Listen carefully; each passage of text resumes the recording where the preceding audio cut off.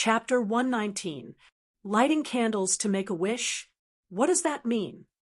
A minister's daughter, who had a loose tongue, was puzzled. In fact, not only her, but many people were not very clear about this kind of new birthday ceremony. Madame Shui smiled.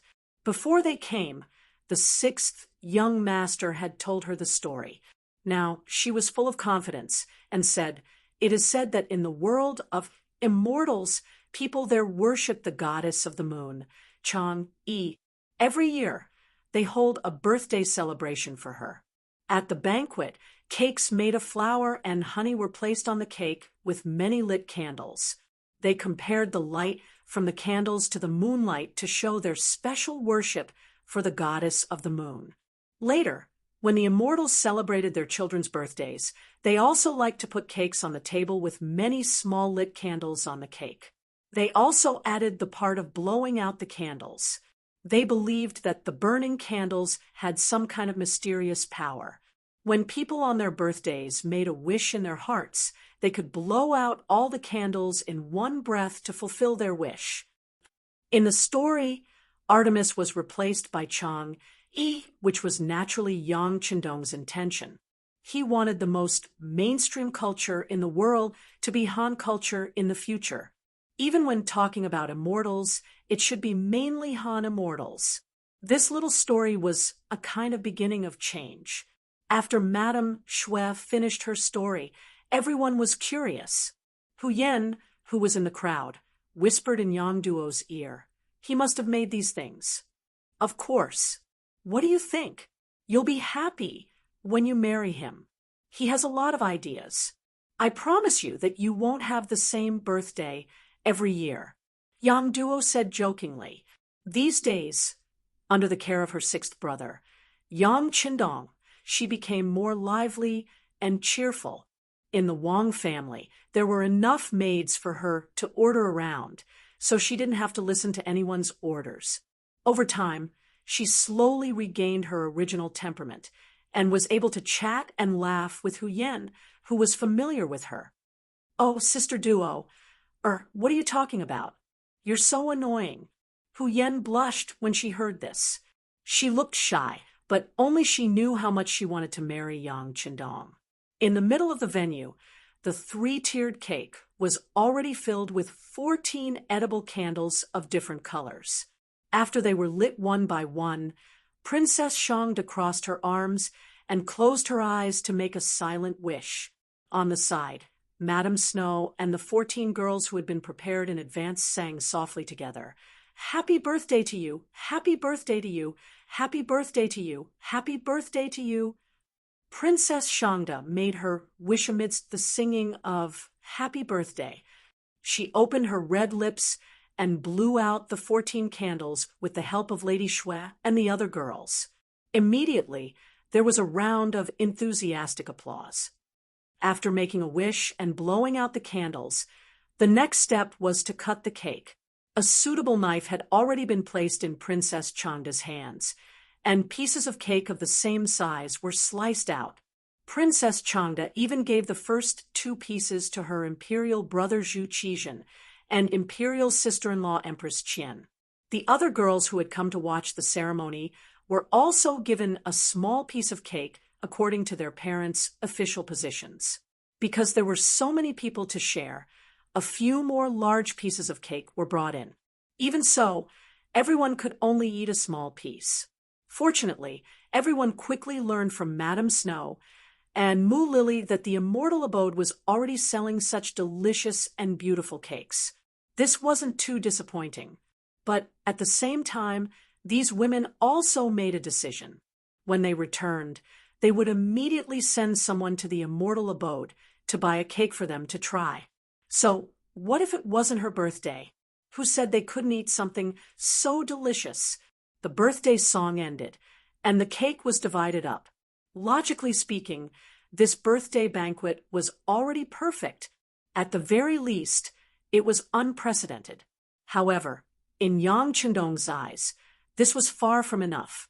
He knew very well why the emperor had ordered him to host this banquet. It was obviously to make trouble for him.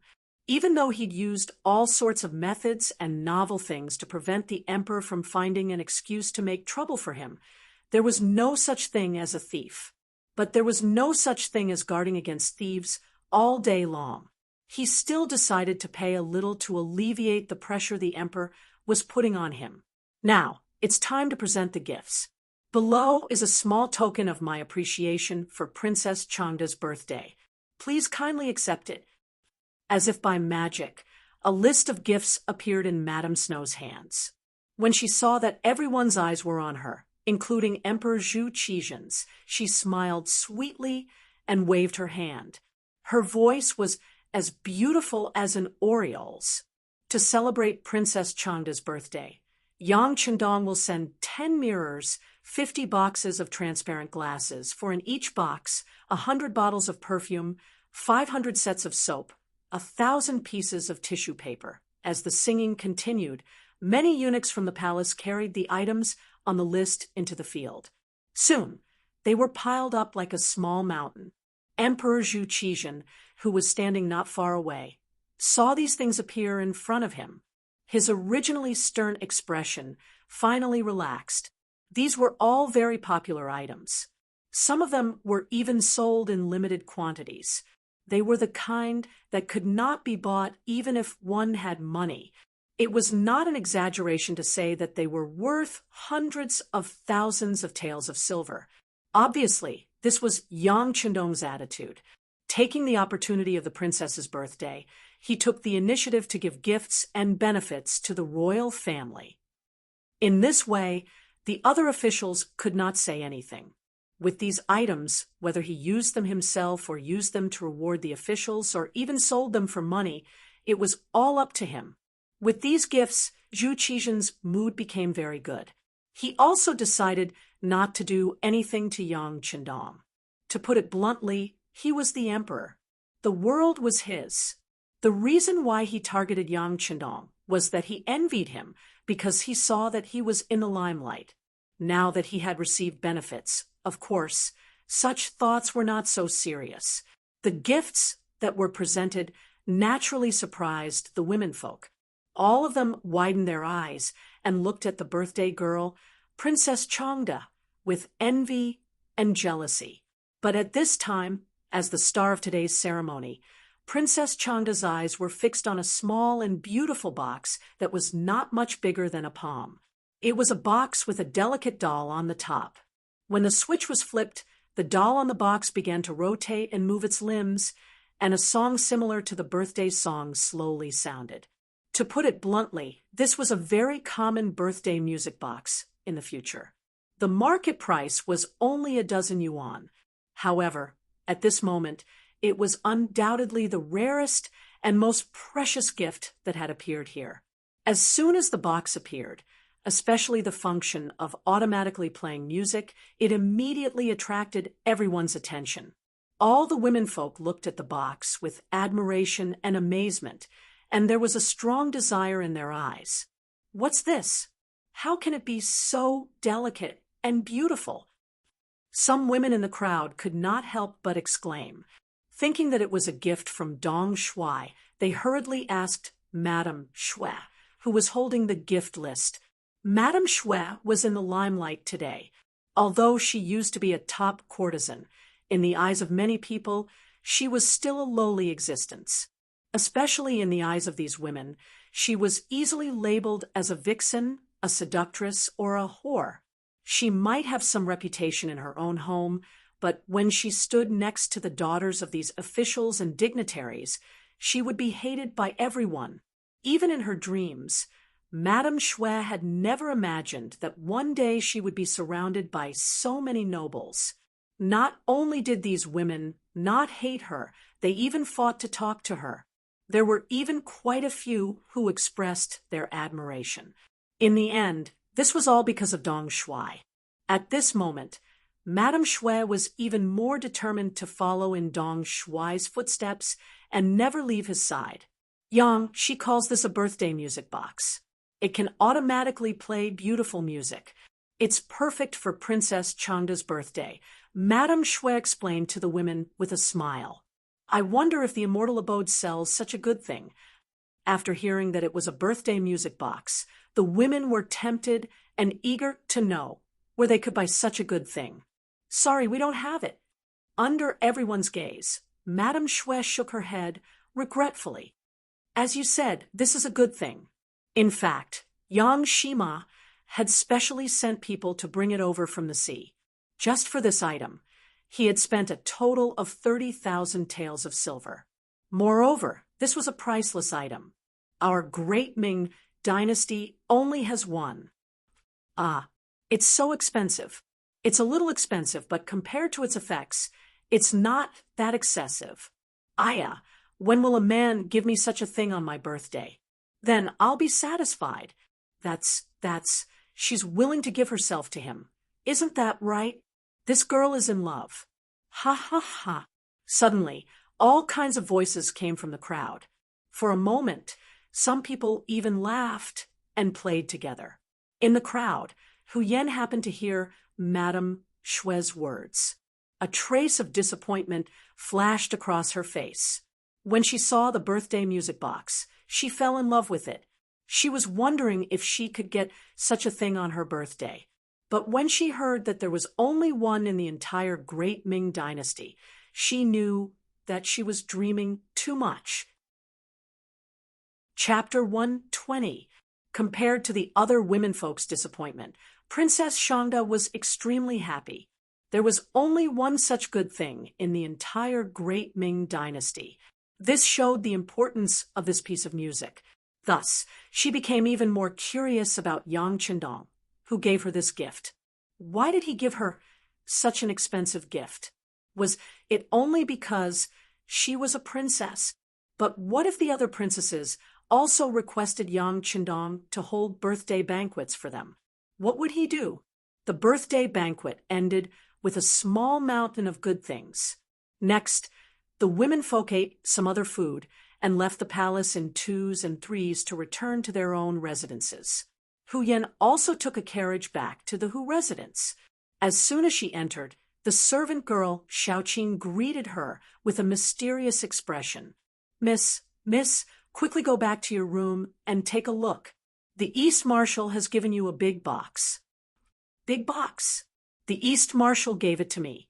Hearing this, Hu Yan couldn't help but quicken her pace and trot back to her room. Then, she opened the box with curiosity and excitement. The first thing she saw was a birthday music box that was even bigger than the one Princess Shangda received. On top of the box was a merry-go-round. After the switch was turned, the beautiful melody of a birthday song immediately sounded.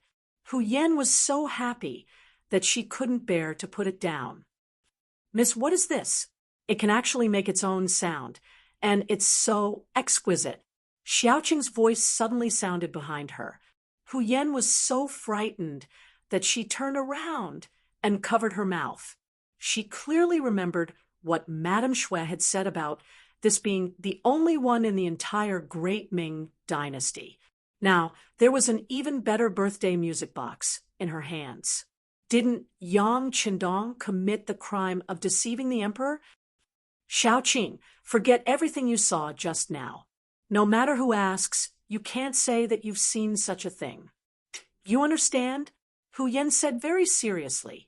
Xiaoqing was confused. In all her life, this was the first time she had seen her miss speak to her so seriously. After instructing Xiaoqing not to talk nonsense, Hu Yan carried the beautiful music box to the bedside. She opened the quilt and dove in. By doing this, she could prevent the sound from spreading out, and she could enjoy the beautiful sound alone. Of course, the sweetness was still in her heart. Through this matter, she knew that Dong Shui had her in his heart, which was the happiest thing. While Hu Yan was thinking about Dong Shui, Yang Qindong had already left the imperial palace and returned to the Yang clan manor. As soon as they entered the manor's inner courtyard, Yang Qindong took off his 5th-rank official robes and said to Tiger's Mane, "Spread the news that I, young master, fell when I fell from my horse and needed to rest for a while." "Ah, young master, did you really fall somewhere?" Tiger's Mane was shocked when he heard the news. He looked closely at Yang Qindong. You were with him the whole way. When did you see the young master fall off his horse? This is just a way to get some peace and quiet. Yang Qindong smiled bitterly and shook his head, but he also knew that it was because Tiger's Mane was too concerned about him that he lost his basic judgment. Oh. Tiger's Mane smiled foolishly and scratched his head. He nodded and turned to go about his business. Not long after, many people in the capital knew that the sixth young master of the Yang clan fell because he was riding too fast. This matter was passed to Wang Zhen through the brocade guard. He was surprised at first, then shook his head with a smile. He's avoiding trouble. This is also good. It's not a good thing to be too outstanding. It seems that we should let the emperor know. When Wang Zhen went to see Zhu Qizhen and told him about Yang Qindong falling off his horse, the young emperor quickly figured out the crux of the matter. He smiled and said, "It seems that we are too concerned about Yang Qindong. This kind of concern is too much for him to bear. Forget it. Since it's like this, arrange for an imperial physician to take a look. Tell him that we will allow him to rest for a period of time." After holding a birthday banquet and sending gifts, Yang Qindong finally got rid of Zhu Qizhen's concern and was able to take a breather. He wanted to rest well and do what he wanted to do, but the situation did not allow it. In the 14th year of Zhengtang, Yeshen, the leader of the Mongolian Wara tribe, sent his younger brother to the capital of the great Ming dynasty as an envoy. On the surface, it was to pay tribute, but in reality, it was to ask for something. When it came to the Wala, there was one person that could not be avoided. He was the leader of the Wala, Yeshen. In the 3rd year of Zhengtang, the escaped Atai Khan was captured and killed by Tuo Huan. The Mongolian plateau was reunited in the hands of the Wala. At this point, Tuo Huan laid the foundation for his son, Yeshen. After Tuo Huan passed away, Yeshen succeeded the throne. After Yeshen succeeded the throne, he called himself the imperial tutor, King Huai. All the tribes of the Wala submitted to Yeshen. As Yeshen's power and influence grew, the Tatar chief's title of Great Khan became an empty title. He could no longer restrain Yeshen. The Wara would pay tribute to the Ming dynasty every year. Tuo, Buhua, and Yeshen, the ruler and subject, both sent envoys to the Ming dynasty. At this time, it was clear that Yeshen did not need to listen to Tuo, Buhua's instructions. At this point, the relationship between the Tartars and the Wala was similar to the current relationship between North and South Korea. As Yeshen was a cunning Wala leader, he was not as honest as the other Mongols. Instead, he was as cunning as a rabbit. As time went on, the power of the Tartars became smaller and smaller. Not long later, he controlled the Tartars and conquered Yulenhar, unifying the 3 Mongol tribes. On the grasslands, the Wala slowly became the strongest. After unifying the Mongols, Vachi wanted to restore Daiyuan and unify the country. As a result, he harassed the Ming dynasty and became a huge problem in the north. Wang Zhen used power. Not only did he not strengthen the border, but he also accepted bribes from Vachi and smuggled goods with the Vachi nobles. For the sake of profits, Wang Zhen asked his best friend, Guojing, to make large amounts of arrows and give them to Vachi. Vachi would return good horses to Wang Zhen as a form of repayment. To get on the good side of Vachi, Wang Zhen also treated the envoys well and rewarded them. Ever since Vachi established a tribute relationship with the Ming dynasty, he would send envoys to the Ming dynasty with good horses and other goods. The Ming dynasty government would reward the envoys accordingly. Under normal circumstances, the reward would slightly exceed the value of the tribute. At the same time, the envoys had to be rewarded as well.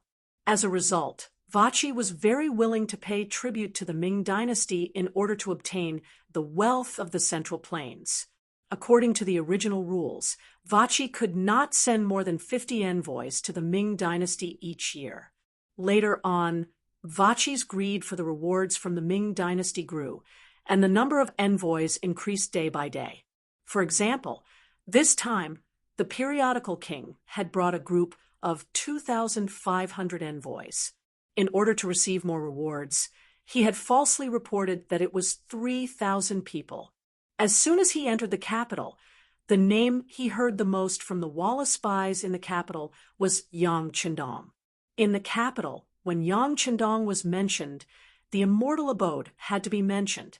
The periodical king brought Captain Tuj, Er's group of 5, to this place, which was known as the most delicious and fun place in the capital. If one hadn't entered the immortal abode, they wouldn't have known that people could still live like this. The delicacies here were things they had never tasted before, the music they had never heard before, the drinks and desserts they had never seen before, and even the chess and cards they had never heard of before. He only wanted to come here to try the fresh food before leaving. Who would have thought that after entering this place in the afternoon, he would only leave reluctantly when it was time to close for the curfew? Even then, he still looked like he had not had enough of it. After half a day, when Tuj went to pay the bill, he found that they had spent a total of 120 taels of silver. They hadn't even had a chance to play, but they had already spent so much money.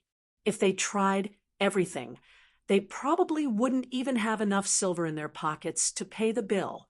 When the group of 5 returned to the relay station, the periodical king still had a look of reminiscence on his face. Let's go there early tomorrow and find a good place to play for another day. This place is much better than our great steppe. General, the immortal abode isn't a good place, but it isn't a place we can afford to spend money on. We haven't even eaten anything today. 120 taels of silver is gone just like that. Tuj stood off to the side with a pained expression. What? It's that expensive? The periodical king's expression changed when he heard this. However, he immediately began to laugh loudly. I didn't expect the immortal abode to make so much money. Ha! Then this general must meet this Yang Jima. General wants to meet that eastern commander. Tuj didn't understand what the periodical king meant. He wore an unfathomable smile on his face. Correct. This general wants to bring him business and give him a chance to make a lot of money. Ha ha ha. Tuj didn't quite understand the periodical king's intentions, but since the general had said so, he had no choice but to make the arrangements. There weren't many people in Walla who were smarter than the general. As the captain of the guards, he was quite confident in this. Just like that, the next morning, a group of uninvited guests arrived outside the Yang clan manor. The guests didn't come in a soft sedan like the great Ming dynasty's officials. Instead, they came on large horses. They were dressed in the attire of a different race, and the blades at their waists hung unabashedly at their sides. It was as if they would draw their blades at the slightest disagreement. The periodical king purposely brought a group of 20 guards with him to the Yang clan manor. Their formation was quite impressive, causing Yang Wu, who was on duty, to frown. However, when Yang Chendong was training them, he had trained them to be courageous. He didn't seem to be afraid in the slightest. Instead, he boldly stood in front of the group and shouted, "This place belongs to the crown prince's steward, Sir Yang. Halt!" The group naturally stopped. As the captain of the guards, Tuj naturally went up to welcome them. With an arrogant expression, he shouted at Yang Wu, "Hurry up and inform your master that the periodical king of the Walla has arrived. Hurry up and come out to welcome him." Chapter 121. So the general has come to visit. Please wait for a moment and let my master know. Yang Wu cupped his fist and said politely. After that, he turned around and walked into the manor. However, the wooden door did not open and remained closed. General, Seeing that Yang Lin did not have the intention to invite them in, Tuo Er's face was filled with anger. It's fine. We are new here, and this East Marshal has lived in the southern part of the Ming dynasty since he was young. It's normal that he doesn't know about us. As long as someone reports to him, he will meet us. The magazine king had a confident look on his face. Over the years, Walla had become stronger under the leadership of his brother, Yes Hen. Under his overflowing confidence, he looked down on the officials of the Ming dynasty more and more. They were a bunch of people who only knew how to talk. What kind of ability could they have? Moreover, the person he was going to face was only a fifth-rank official. He really did not care about him. Yang Wu came to the inner courtyard of the Yang Manor and told the young master, Yang Qindong, about the magazine king's visit. Then, he stood respectfully at the side and waited. Walla's people, Yang Qindong laughed. He knew about the changes in the Tumu castle from history. Naturally, he had to know about Walla. After knowing that it was the magazine king who came, he did not have the slightest intention of meeting him. They were about to become opponents. If he were to get close to him, it would be hard to avoid attention. This was not what he wanted. Tiger's Mane, go and send them away. You should know what to do. Since becoming the head of the Security Bureau, Tiger's Mane had a clearer understanding of the outside world. He was very clear about what kind of power Walla had and what kind of people they were. He was also very clear about the attitude of the imperial court towards them. Now that Yang Qindong said this, he immediately understood and nodded. Young master, don't worry. Leave everything to me. After making his promise to Yang Qindong, Tiger's Mane, and Yang Wu walked out of the inner courtyard of the Yang residence while arranging for someone to report to the head of the eunuchs, Wang Zhen. No matter what, the other party had appeared as an emissary. If they didn't handle it well, it would be a diplomatic matter between the two countries. The matter might escalate, so they had to report it to the higher-ups. The staff of the Security Bureau quickly left the Yangjia village through a small path and headed straight for the capital. Tiger's Mane and Yang Wu also walked to the outer gate and stood in front of the Walla emissary and his entourage. Greetings, Envoy Walla. Tiger's Mane greeted politely as soon as he approached. As the second-in-command of Yang Qindong's organization, Tiger's Mane naturally had the aura of a superior as time passed. When he came from afar, he had never seen Yang Qindong. Whether or not my lord is an important official of the court is not something a mere guard captain like you can judge. You don't have the qualifications to do so. Please pay attention to your words and actions.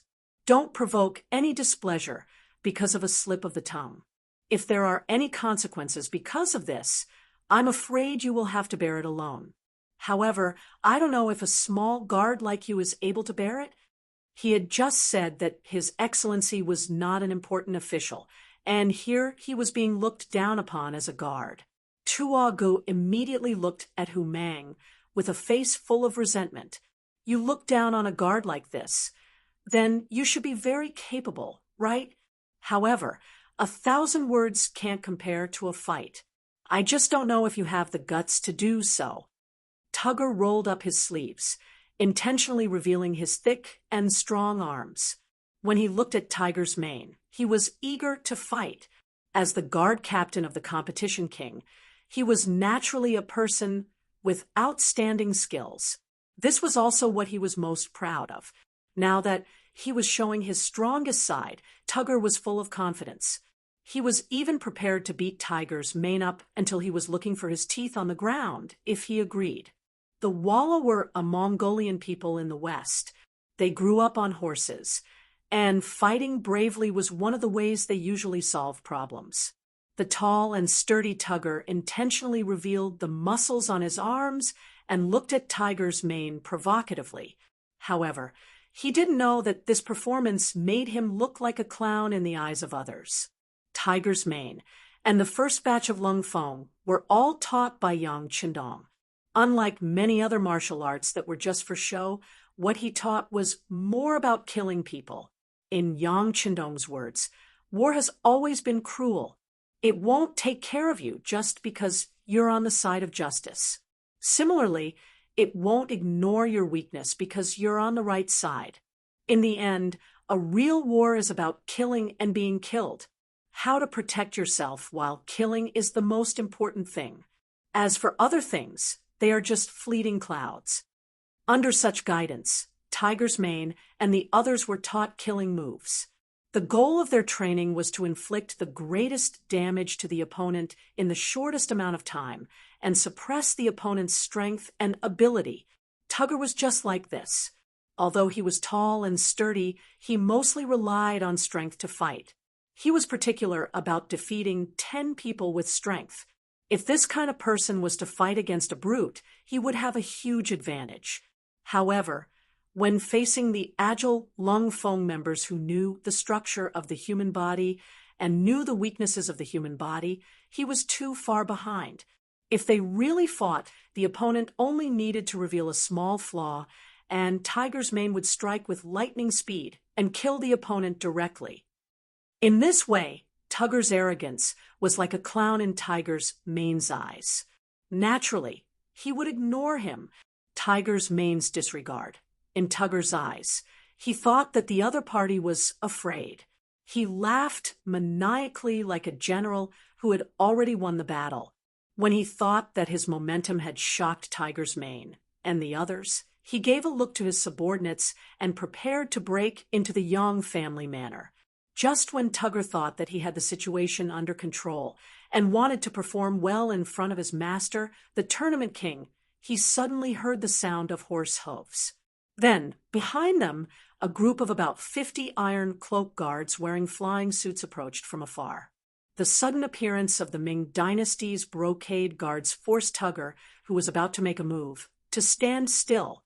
He even intentionally glanced at General Wang beside him. "Don't be afraid. We didn't do anything wrong. Even if the Ming dynasty's emperor came, what can he do?" The tournament king said arrogantly. Just from this sentence, it could be seen that in Walla's bones, they clearly looked down on the Ming dynasty's army and even the Ming dynasty's ruler, Mingzong Zhuqizhen. Speaking of which, it wasn't that the Walla were arrogant.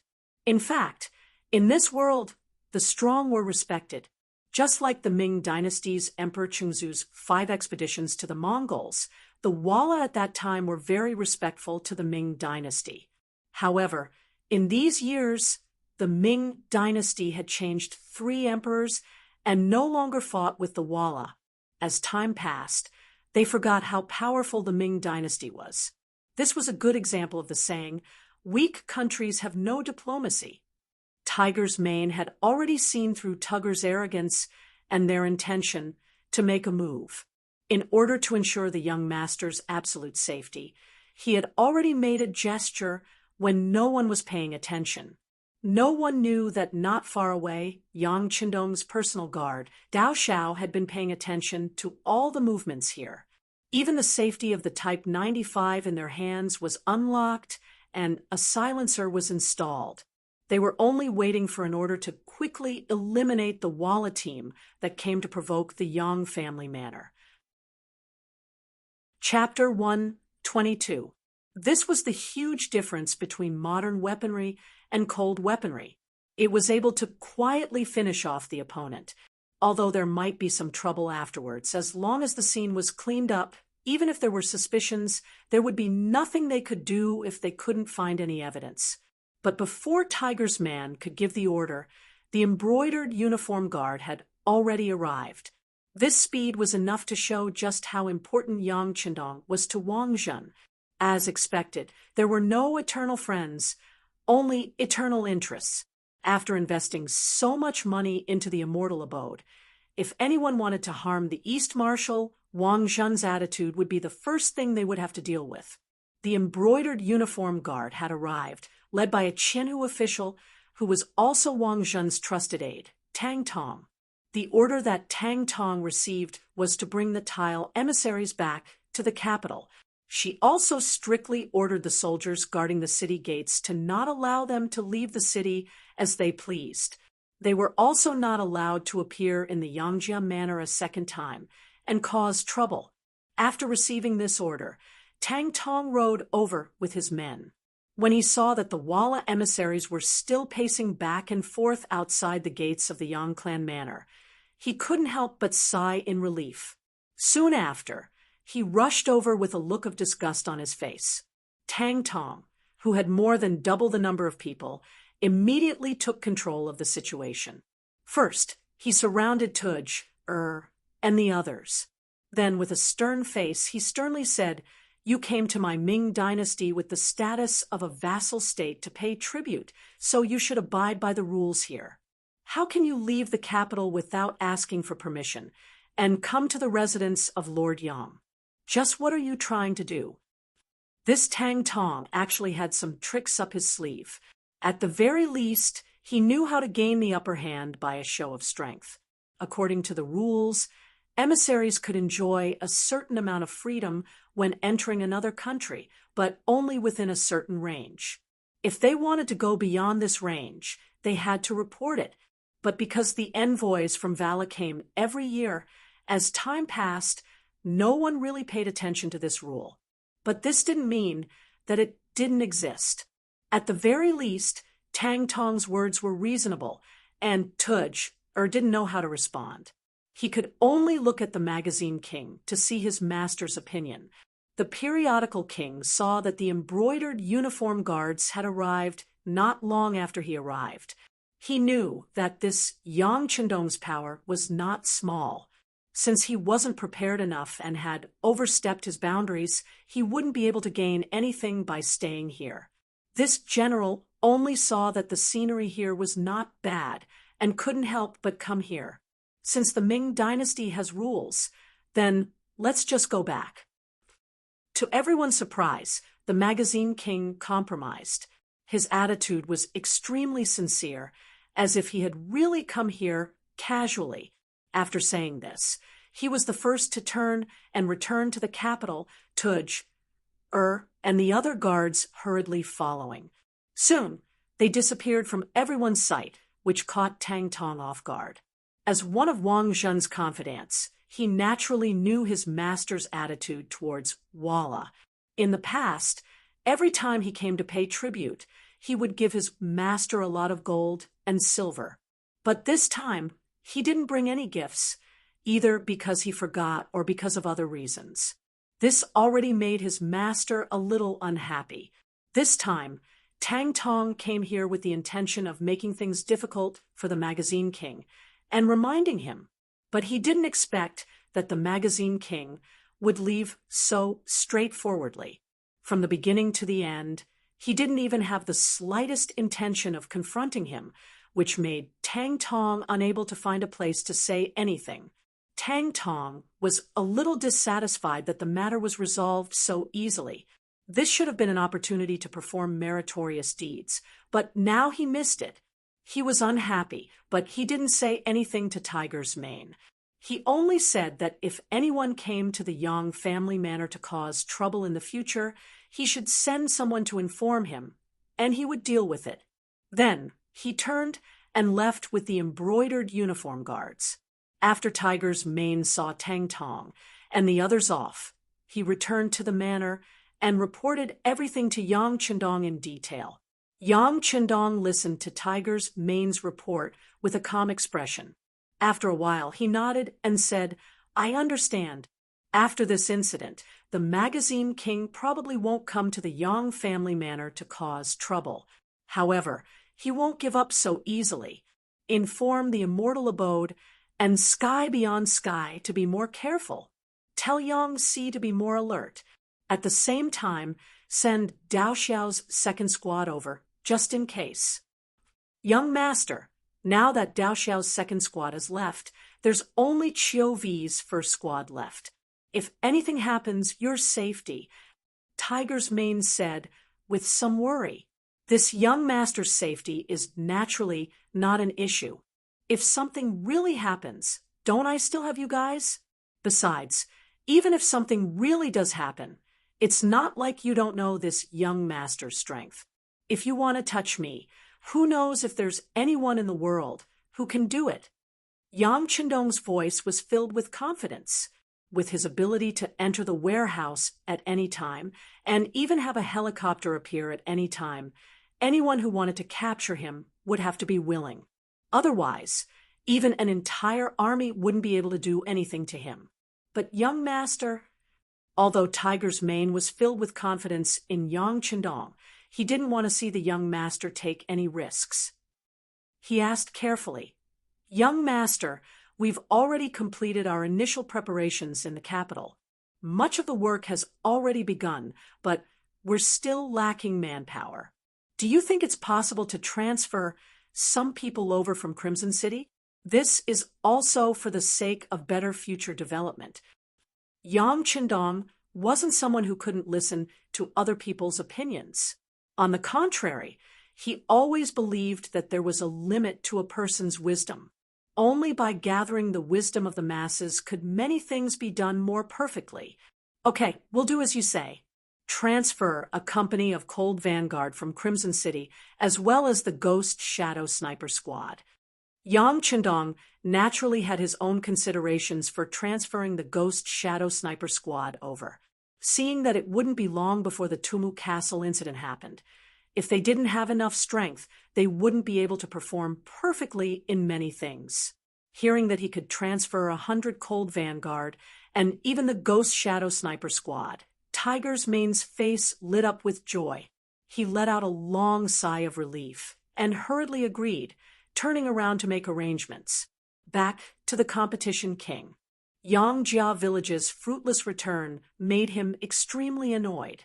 He originally thought that a small Ming Dynasty rank 5 official would feel honored and open the door to welcome him and treat him as a guest. Didn't people say that the Han people were a nation of etiquette? However, why did Yang Qindong not want to see him at all?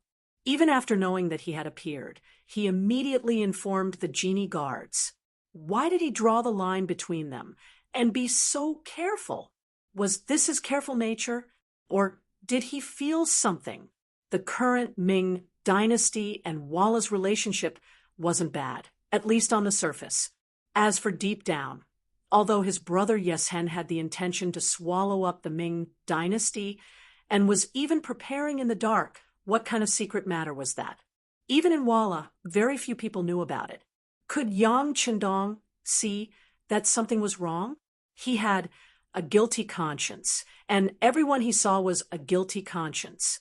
This was the competition king's thoughts. It was precisely because the Vara clan was about to make a move that he didn't give Wang Shen any gifts, as usual when he came to the Ming Dynasty to pay tribute. Since they were about to become enemies, there was no point in giving anything. Even this time's tribute was to deceive the Ming Dynasty and prepare for the Wallace surprise attack. Currently, the Ming Dynasty seemed to know nothing about this. At the very least, there was no change in how they were received. Even the officials of the Ming Dynasty's Ministry of Rites were chatting and laughing as usual. This wasn't something that could be faked. Everything was normal. Only Yang Qindong's behavior was so unapproachable. The competition king couldn't help but think too much about it. How about this? Take some people to the Shinny residence and find out how this Eastern commander is going to deal with it. The competition king felt that he still needed to investigate Yang Qindong and see how he could deal with it. Since he couldn't go to the Yang family village, then he'd go to the immortal abode. Yes, Tua Gur was feeling gloomy. Today's matter had made him lose face, but when he heard the general's orders, he was unable to contain his joy. He didn't have much ability to deal with things peacefully, but when it came to causing trouble, it couldn't be any easier. It was a good opportunity to vent his anger and let the Eastern commander know what the consequences of angering the Walla were. The immortal abode was bustling with people, and business was booming. Even the ordinary tables in the main hall were in short supply.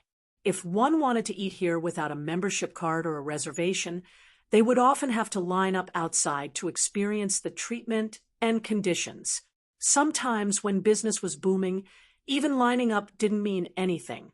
Often when it was time to close, there were still many cases of people not being able to get in line. Even so, there were still many people who flocked to this place like a flock of ducks.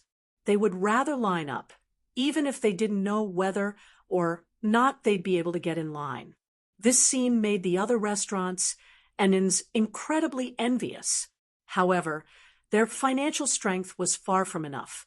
They did not have fresh songs and dances, nor did they have the unique taste of delicious delicacies. They also did not have transparent glass, unique private rooms, and well-trained service staff who were very skilled in dealing with people and had different styles. The hardware and software weren't on the same level.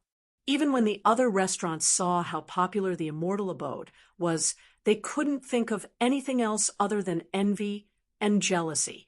But today, at noon, the exciting scene they'd been looking forward to for a long time had happened.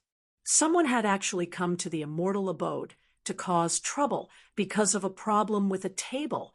This made the other restaurants incredibly excited.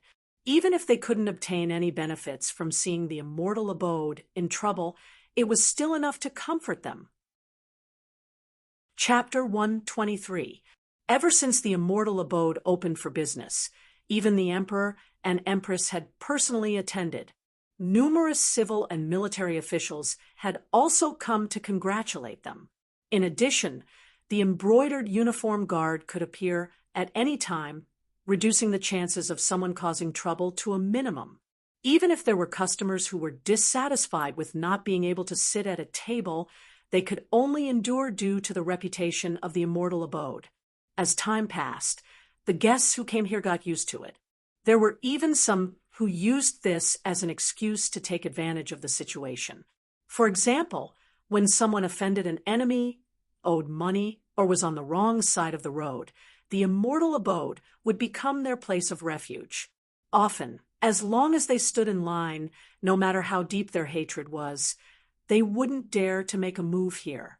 In this kind of environment, the employees of the immortal abode naturally developed a sense of security. For example, the two supervisors, Mu Lily and Chui Na, used to be the procuress of the 100 Flowers Hall and 9 Arts Workshop. They used to compete in secret.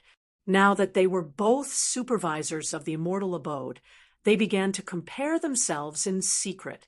Fortunately, Dong Shuai was there to suppress them, so they didn't dare to go too far.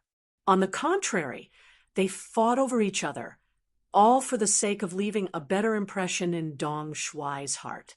Although the supervisors of the immortal abode had a lot of work to do, and they had to interact with a lot of customers every day, the good thing was that everyone gave them enough face. At the very least, they were in a cheerful mood. As a result, the two supervisors didn't have to act as if they were inferior to others. On the contrary, everyone's status was equal here. There were even some who would say good things in front of them and secretly give them money in order to get a position faster. The immortal abode had long since established a rule that no employee was allowed to accept tips. If they were caught doing so, they would be fired immediately with no room for negotiation. Because of this, only 2 people had been caught since the opening of the immortal abode. Their faces were full of regret as they begged for mercy. Even if they knelt on the ground, it did not change their ending at all. This was also a great deterrent to the other staff members here. Even the 2 foremen did not dare to take a single silver coin for themselves. In fact, Yang Chendong had always treated everyone who worked for him well. For many people, being provided with food, clothing, and money was already a good thing that fell from the sky. There were also some people who were selfish and greedy beyond measure. It was no wonder that they were ruthlessly dealt with.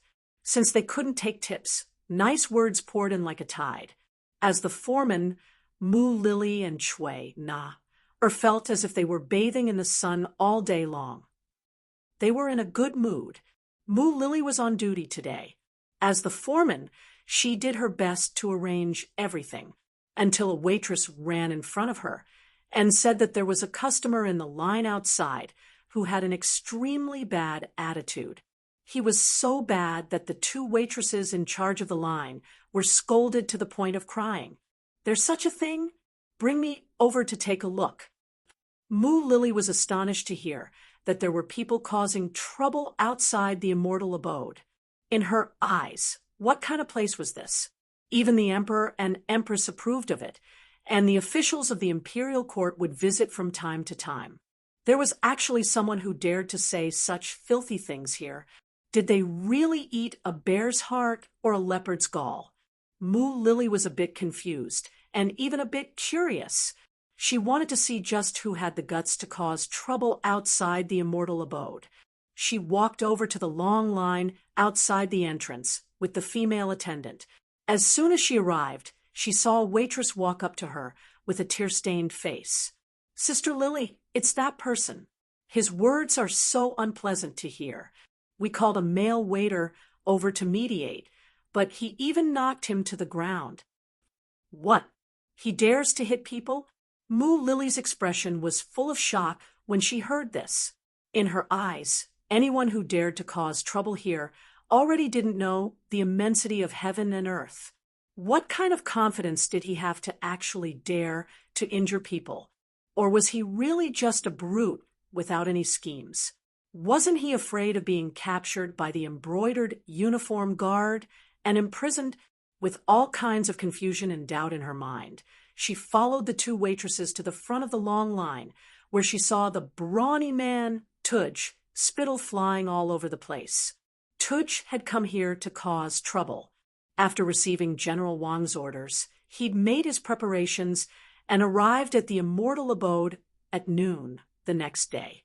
His original plan had been to look for trouble after entering the immortal abode. He hadn't expected that he'd be forced to wait in line because he hadn't made an appointment in advance and didn't have a membership card on him. He was the captain of a dignified general's bodyguard. Even in the Walla, he was an existence that could do as he pleased. Very few people dared to not give him face. How could he not be angry when he was given the cold shoulder here? Add to that the fact that he'd come here to cause trouble in the first place, he immediately flew into a rage. He began to spout nonsense in the queue, cursing the immortal abode and saying that they were bullying their customers. He even encouraged others to stop spending money here. Those who could afford to spend money in the immortal abode were either wealthy or respectable. What they wanted was face. Naturally, they wouldn't be swayed by Tudge's words. They only looked at him as if they were watching a show. Everyone had noticed that there were embroidered uniform guard members nearby. However, they didn't immediately stop this man in foreign clothing. It seemed like they were waiting for some kind of order. The embroidered uniform guard really did want to arrest him, but it was Tudge's attire that allowed them to recognize him as someone from the Walla. It was very likely that he was part of the diplomatic mission. When it came to diplomatic matters, the embroidered uniform guard didn't dare to act recklessly. They were truly the epitome of what it meant to be an expert in civil wars, but an amateur in foreign wars. By the time Mu Lily arrived, this was the scene that greeted her. Tua Gu was stomping her feet and cursing something, surrounded by a crowd of onlookers. One of the immortal abode's attendants had been beaten up, and blood was flowing from his nose. He glared angrily at Tua Gu with the help of a waitress. "What are you doing? Do you know where you are? If you don't explain yourself today, I'll report you to the authorities and have you arrested." Mu Lily looked at the injured waiter from afar. Her eyes flashed with extreme anger. Ever since she'd been promoted to a member of the House of Good Children, she'd been able to speak with many people as equals. She no longer feared the authorities. On the contrary, when she encountered a problem, she would report it to the authorities. Suddenly, an extremely beautiful woman had appeared to criticize him. Even though she wasn't young anymore, she was still in her mid-20s. In Tuj's eyes, she was still extremely attractive. He only felt that the woman in front of him was 100 times prettier than the prostitute he'd found in the red light district last night. His male hormones had officially come online. Yo, such a beautiful woman wants to work here to earn money? Why don't you follow this captain? I guarantee that you'll live a good life in the future. What do you think? Tuj's eyes shone brightly. He was like a wolf who'd spotted a sheep. He approached her step by step. She'd interacted with all kinds of men over the years, so she was naturally no stranger to this kind of gaze. Mu Lily sensed a trace of threat, and her aura involuntarily dropped. She took a few steps back, pretending to be unyielding as she said, "What are you trying to do? Let me tell you, I'm a commoner from the Ming dynasty. I'm from a good family. You'd best have some self-respect." "Haha, a good family is good. A good family is clean. I like it." Tuj's brain was currently overtaken by lust. How could he care about such rules? All he wanted to do was to hug Mu Lily in his arms and dote on her. "What are you doing?" Someone in the crowd noticed that something wasn't right. A young man dressed like a scholar took advantage of his tall stature to block Tuj's path. He wanted to stop Tuj's unbearable behavior and reason with him. Tuj felt like he was only a few steps away from touching Mu Lily. However, a figure suddenly appeared in front of him. In a fit of anger, he drew his sword without any explanation and slashed it forward. Holy shit! The scholar's eyesight wasn't bad. When he saw the blade coming, he hurriedly dodged to the side, narrowly avoiding the attack. However, a corner of his robe had been cut off by the blade. It fluttered in the air, as if to tell the crowd that Tuj's anger and killing intent had been truly unleashed. From drawing his sword to slashing it out, the crowd was scared witless. After seeing this person from the Wallace diplomatic mission get serious, no one dared to meddle in this matter. Instead, they all scattered, putting some distance between themselves and the Immortal Abode's main entrance. In this way, Mu Lily and the two attendants who followed her were completely exposed. Tuj's actions just now didn't seem to be inappropriate in the slightest. In the Walla, one's fists were the absolute law. Apart from the women of the leaders and generals, any other woman could be forcefully snatched away with their fists. Oftentimes, when something like this happened, people would call it a man's action. Not only would he not be punished, he would even be praised. Being captivated by Mu Lily, Tuj's current location was now the Wallace territory. The only thought in his mind was to steal this woman away. He didn't care about anything else at all. Someone come, help. Seeing that there was no distance between her and Tuaku, Mu Lily lost her head out of fear and didn't forget to shout loudly. Her gaze also turned towards the embroidered uniform guards wearing flying fish robes not far away. Unfortunately, the embroidered uniform guard acted as if they didn't see what was happening. They'd already arranged for someone to report the incident to their superiors. They wouldn't act rashly until they received orders. Even if Tuj's actions were to kill someone on the street, as a member of the diplomatic mission, he didn't necessarily have to follow the great Ming dynasty's laws. Chapter 124.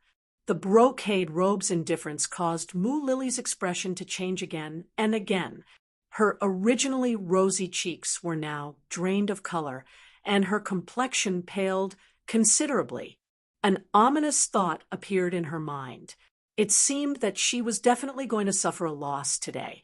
If she were to be taken away by this outsider on the streets, the consequences would be self-evident. If that were to happen, she might as well die. Mu Lily was someone who had seen the world. When she was young, she had once been a courtesan who knew how many men had set their sights on her, but not a single one had succeeded.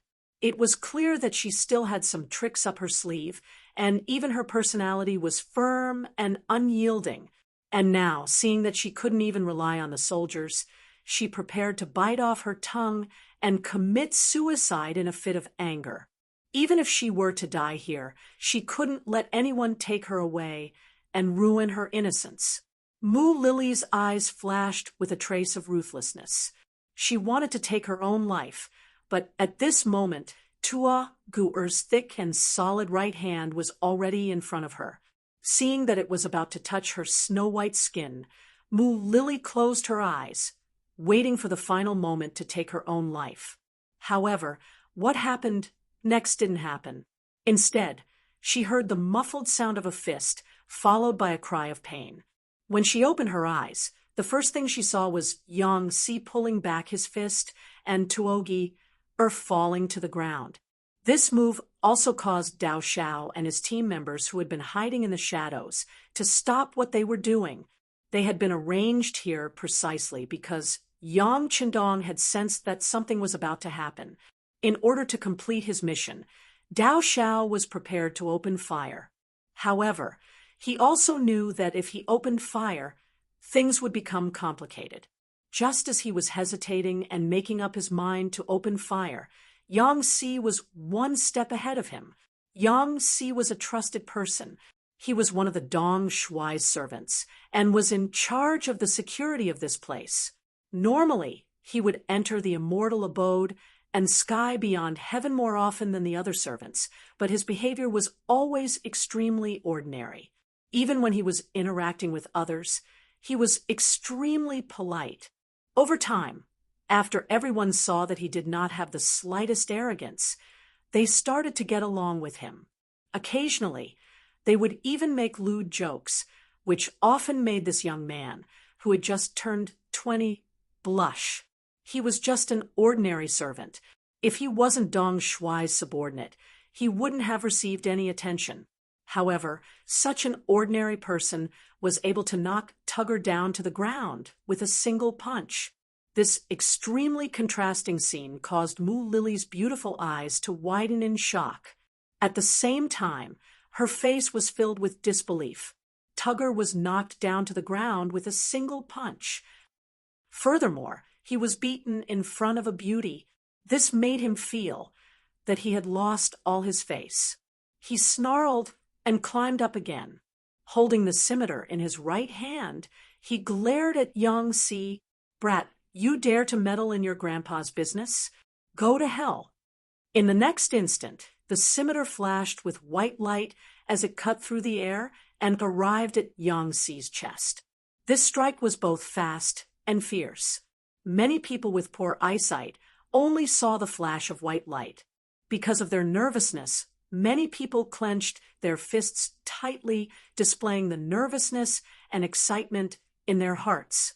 There were even a few people who reached out with their right hand to press against their hearts, as if their hearts would jump out of their bodies if they didn't do so. Compared to these people, Mu Lily's reaction was even more extreme. She directly let out a cry of alarm. She was truly worried that Yang Si would die because of this. If that happened, even if she bit off her tongue and committed suicide, she still wouldn't be able to make up for her mistake. The scimitar slashed through the air in front of him, followed by a cry of alarm behind him. However, none of this prevented Yang Si from making an accurate judgment. Under his inhuman training, he had long since mastered the ability to maintain a steady state of mind. When the scimitar slashed over, he merely leaned his body slightly to the side and narrowly dodged the sharp edge of the scimitar. Following that, he rushed forward like an arrow. His right hand changed from a fist to a palm as he moved forward, grabbing Tugger's right hand that was holding the scimitar. Following that, before anyone could react, he clenched his fist, twisted his wrist, lifted his arm, and spun his hand around to raise Tugger's right arm high up in the air. Then he exerted some force, accompanied by a crisp kacha sound, Tugger's right arm was instantly dislocated, causing Tugger to cry out in pain once again. This series of actions was executed extremely beautifully. Regardless of whether it was the timing of the attack or the intensity of the attack, they were all extremely suitable. It gave people the feeling that the outcome of the battle was decided with just a single exchange of blows. Tugger, who looked taller and fiercer, cried out in pain as he hugged his arm. He was like a fat pig that had been slashed but didn't die. After doing all this, Yang Si confidently took 2 steps back and stood back at his original position. It was as if he hadn't made a move at all. Only when he saw Tugger crying out in pain and losing his ability to fight did Yang Si slowly turn around and come to Mu Lily's side.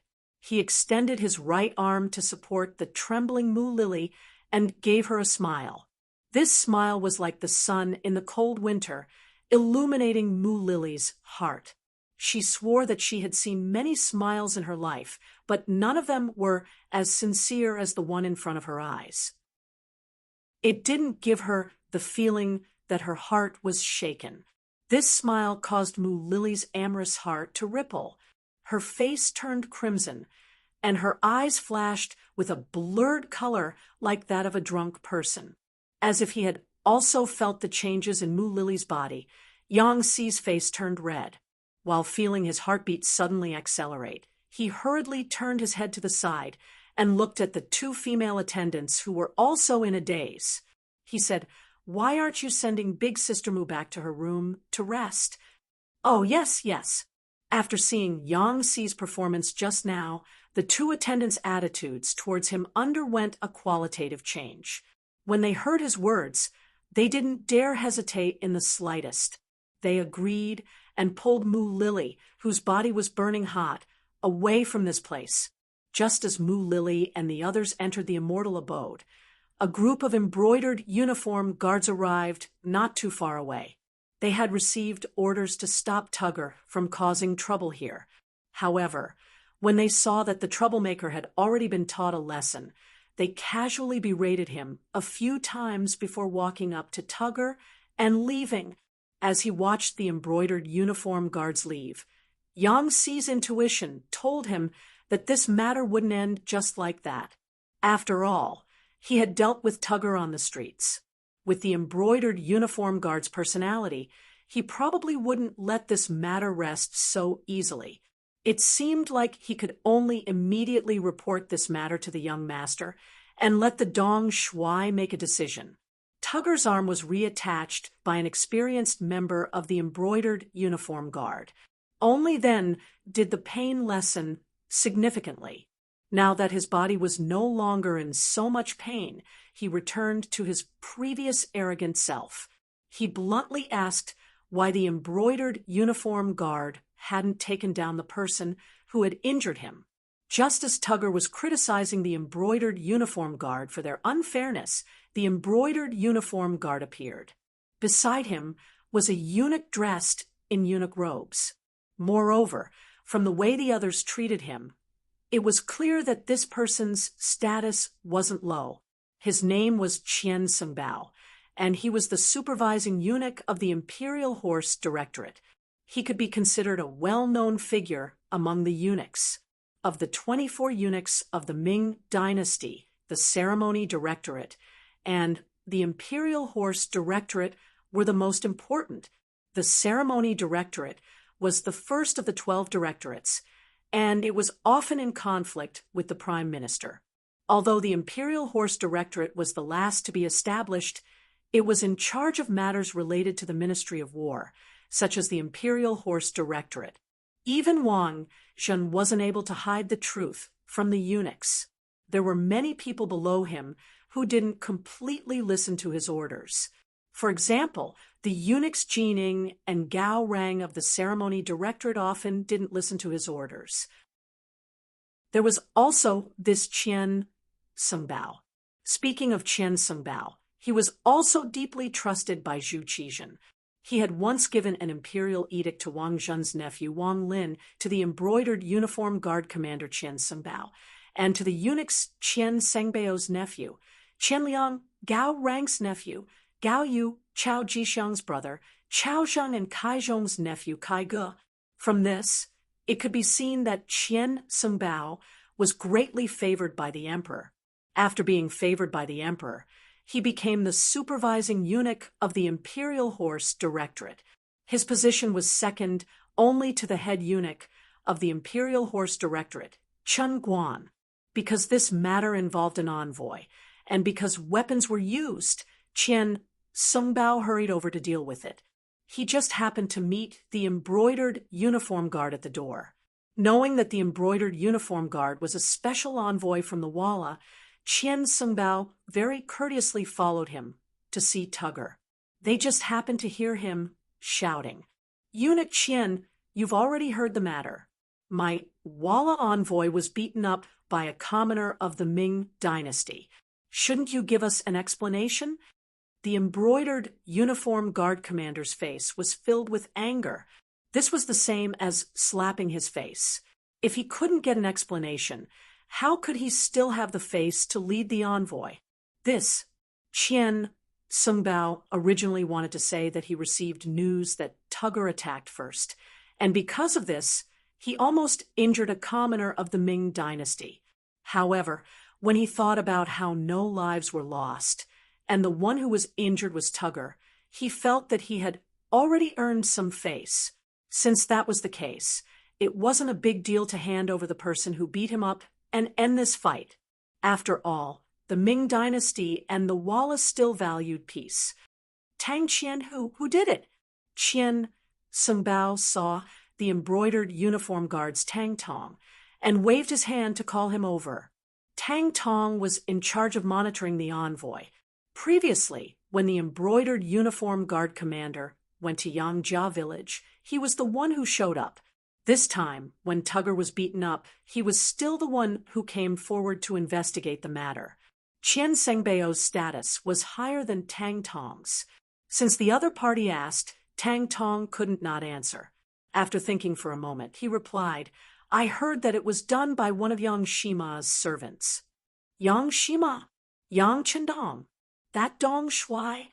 Qian Sengbao chuckled, and an imperceptible coldness flashed through his eyes. Yang Chendong's name could be said to be well known in the capital, and he was even in the limelight.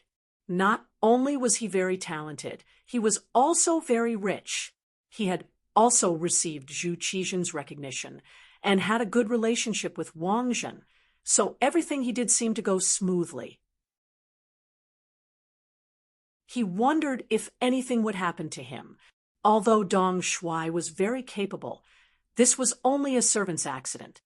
How much effort would he put in? If Yang Si was punished because of her, or even arrested by the brocade guard, what would she do? Just when Mu Lily was blaming herself, Madame Snow came to her room to rest. When she smiled, 2 shallow dimples appeared on her cheeks. With Dong Shuai's nourishment, she looked even more indescribably beautiful. "Sister Mu, why did you call me here in such a hurry? What's the matter?" Madame Shui was arranging the performances in the front hall. Suddenly, a waiter told her that Mu Lily was looking for her. She was very anxious. She put off all her work and came here because of the sisterly love between sisters. Seeing Xiao Yushua, Mu Lily acted as if she had seen her savior. She stepped forward and grabbed Xiao Yushua's wrist. "Yushua, you must help me this time." "What's going on?" Madame Shui knew that Mu Lily was a strong-willed person. Although she had panicked a lot in the past, she had never been like this. She seemed to be out of her wits. Madame Shui was also shocked by her change. "Yushua, you know that there was a fight outside the gate just now, right? Here's the thing." After Mu Lily told her the details, Xiao Yushua's face changed. She became more nervous and worried. "So this time, in order to save you, Yang Si injured the messenger of Walla, which got him into big trouble. Unless Dong Shuai is willing to help, I'm afraid that he is just a servant. He is destined to make sacrifices and even pay a price for this." Mu Lily was so anxious that she burst into tears. Wait, Sister Mu. Don't worry. Let me think about it. Xiao Yushue had become the top courtesan of Hundred Flowers Hall not only because of her sweet voice, but also because of her wisdom. Otherwise, she would have been able to become Dong Shuai's woman, while Madame Xiang had not been able to become Dong Shuai's woman. Xiao Yushue forced herself to calm down. She thought about the seriousness of the matter first. If Yang Si was just a servant of Dong Shuai, it was indeed troublesome for him to do such a thing.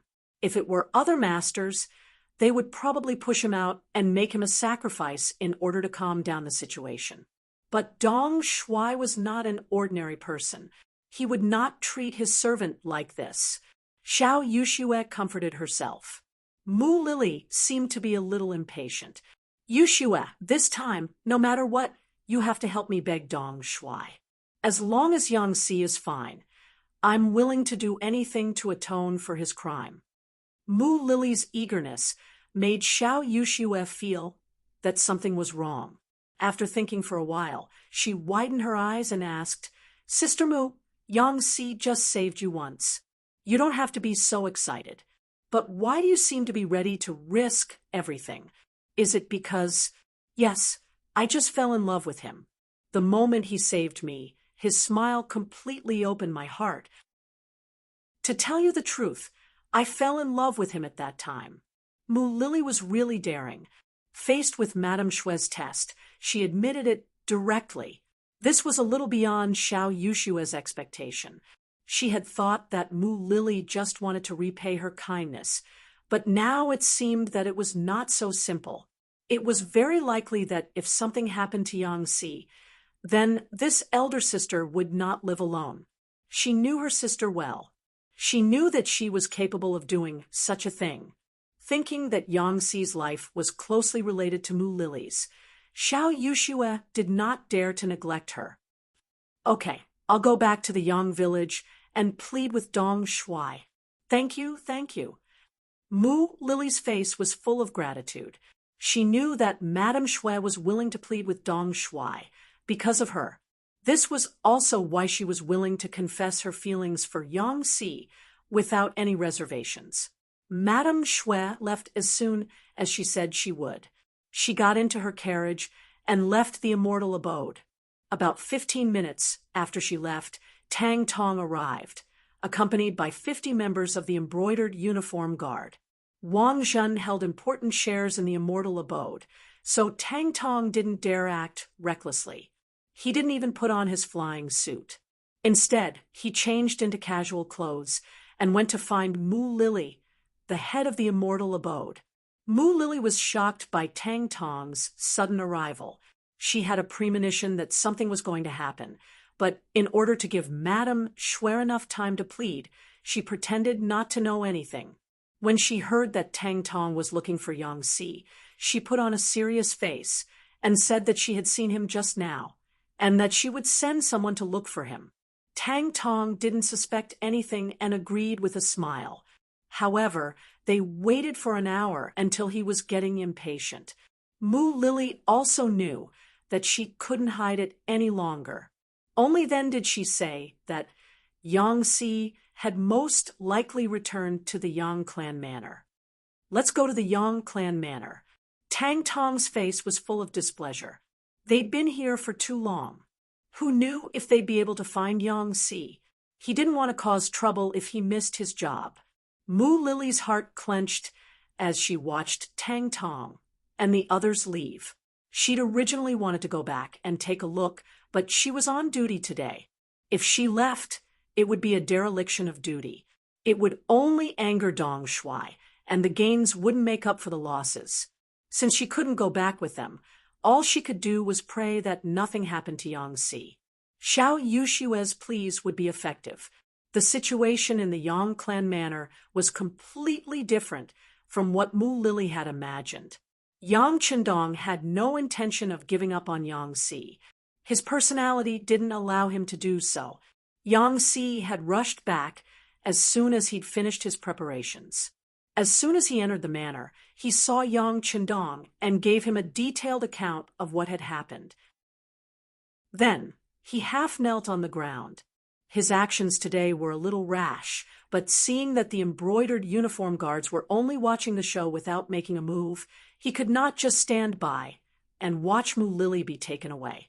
If that was the case, he was afraid that it would make the young master unhappy. Yang Chendong was writing something in his study. It was a new song and a new book.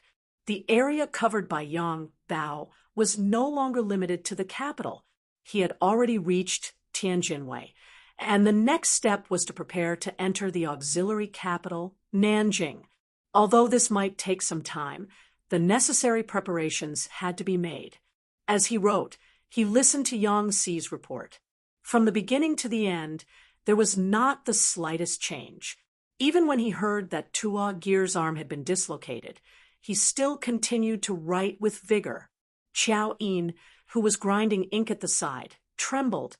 She was clearly afraid when she heard this. It's fine. Yang Chendong had no choice but to put down his brush. He gently placed his hand on the back of Qiao Yin's hand and gave her a comforting smile. Then he slowly turned his gaze to Yang Xi, who was kneeling on the ground. You did the right thing. Get up. Thank you, young master. The words "did the right thing" made Yang Xi feel as if he had been pardoned. He stood up, and Tiger's Mane and Beta Persei, who were standing to the side, hurriedly reached out to help him up. In the past few days, they had gotten along very well, as if they were blood brothers. Of course, they didn't want to see their brother make any mistakes. Chapter 126. When he saw Tiger's Mane and Beta Persei's nervous expressions, Yang Chendong chuckled. With our current strength, we can still cause trouble, but we shouldn't be afraid of it. If anyone provokes us when it comes to matters of principle, we absolutely cannot back down. If we can't back down, we'll F*ck them up. The vulgar F*ck them up caused Tiger's Mane and the others to tremble, their eyes shining. This was the temperament and style of a true hero. This matter was originally caused by the Walla emissaries being overbearing. They wanted to see me, but couldn't, so they had no choice but to target the immortal abode. Yang Chendong's mind was very clear, and he quickly thought through the entire situation. Since this matter has come, there's no way to avoid it. If that's the case, then we'll just have to face it as we should. Yang Chendong spoke with a face full of confidence. This confidence came from his large warehouse. With it, he didn't believe that there was anyone in this world who could harm him. If it weren't for the sake of the great Ming's people, and the fact that he didn't want them to experience the flames of war, he would have already used Crimson City as the center and slaughtered his way into the great Ming's interior. If he didn't want the common people to suffer, then he had to play a big game of chess. In the process of laying out his plans, he had to endure patiently. However, enduring patiently didn't mean that he had no principles to back down. For example, Yang Xi's actions were within his rights. If he couldn't even protect his people this time, then his titles as young master and Dong Shuai would lose all meaning. No matter how many treasures there were in the warehouse, they would only be decorations. Yang Xi had to be protected. As for how many troublesome matters would arise in the process, he would just have to deal with them as they came. He had already made up his mind. When he was about to announce it, Madame Snow stumbled into the study. Her face was covered in sweat, and her expression was extremely nervous. When she entered the study and saw that Yang Xi was still standing there, she breathed a sigh of relief. Sister Shui, what happened to you? Qiao Yin was shocked to see Madame Snow in such a state. She hurriedly took out a fragrant handkerchief and walked over. Yang Chendong's eyes also fell on Madame Snow. There was curiosity and doubt in his eyes. At the same time, there was a faint murderous intent flowing in his eyes. Yang Chendong thought that something big must have happened to make Madame Snow so nervous. Could it be that someone had attacked the immortal abode? Someone was challenging his bottom line, forcing him to erupt with an appropriate amount of strength. I'm fine. Noticing the confusion in their eyes, Madame Shui thought that she might have acted too hastily and caused misunderstandings. She hurriedly explained, I'm here for Yangtze. Young master, can I beg you not to hurt Yangtze? He did it to save Sister Mu. Big Sister Mu said that as long as young master spares Yangtze, she'll do anything you ask of her. She's willing to be a slave for the rest of her life, working for the immortal abode. Wait a moment. Yang Chendong interrupted Madame Snow. Why is Mu Lily so worried about Yangtze? You came here in such a hurry. You must have been entrusted with this by Big Sister Mu, right? His question hit the nail on the head. Madame Snow's face flushed red. She knew that nothing could be hidden from Dong Shui. She nodded and said, Yes, Big Sister Mu went to find Madame Snow. She said that Yangtze did everything to save her. She couldn't be ungrateful, so she asked me to intercede on his behalf. I'm afraid that's not all. Yang Chendong chuckled. He'd heard something different in Madame Snow's words. Yangtze was just a servant. In any other noble family, his existence was completely dispensable. Even if he'd made some kind of contribution, he wouldn't have earned such gratitude from his master. But judging from Mu Lily's expression, she was obviously very anxious. Otherwise, Madame Snow wouldn't have come back in such a hurry. There must be something else. Since Yang Chendong had pointed it out, Madame Snow knew that there were some things that she couldn't hide. Otherwise, if Dong Shui found out that she had something on her mind, it would be a big deal. After deciding to say it, she turned her head, looked at Yangtze, and said, Elder Sister Mu admires you. You can be considered lucky. What? Yangtze hadn't figured out what had happened. But when Madame Snow suddenly pointed at him, he was immediately stunned. At first, he didn't know what to do. Then his face turned red. Obviously, he was a little overwhelmed and even a little emotional. Ha ha ha ha. Yang Chendong, on the other hand, could not help laughing out loud when he finally heard Mu Lily's attitude from Madame Snow. Good luck. Yangtze, you're in luck. Ha ha ha. Young master. Yangtze was very embarrassed by Yang Chendong's laughter. He could only lower his head and express his feelings silently. Well, there's nothing to be embarrassed about. Tell me, do you like Mu Lily? Of course, she's a few years older than you. If you don't like her, it's fine. Just make her give up on this idea. Although Yang Chendong was very happy that these trusted subordinates of his settled down early, he was also relieved. However, he wouldn't force her to do anything. Love required mutual love, and the two of them had to spend their days together. It wasn't something that could be done by force. Well, Yangtze reached out and scratched his head. He was a little embarrassed to face some questions. Don't beat around the bush. The young master asked you. Just tell him the truth. What are you afraid of?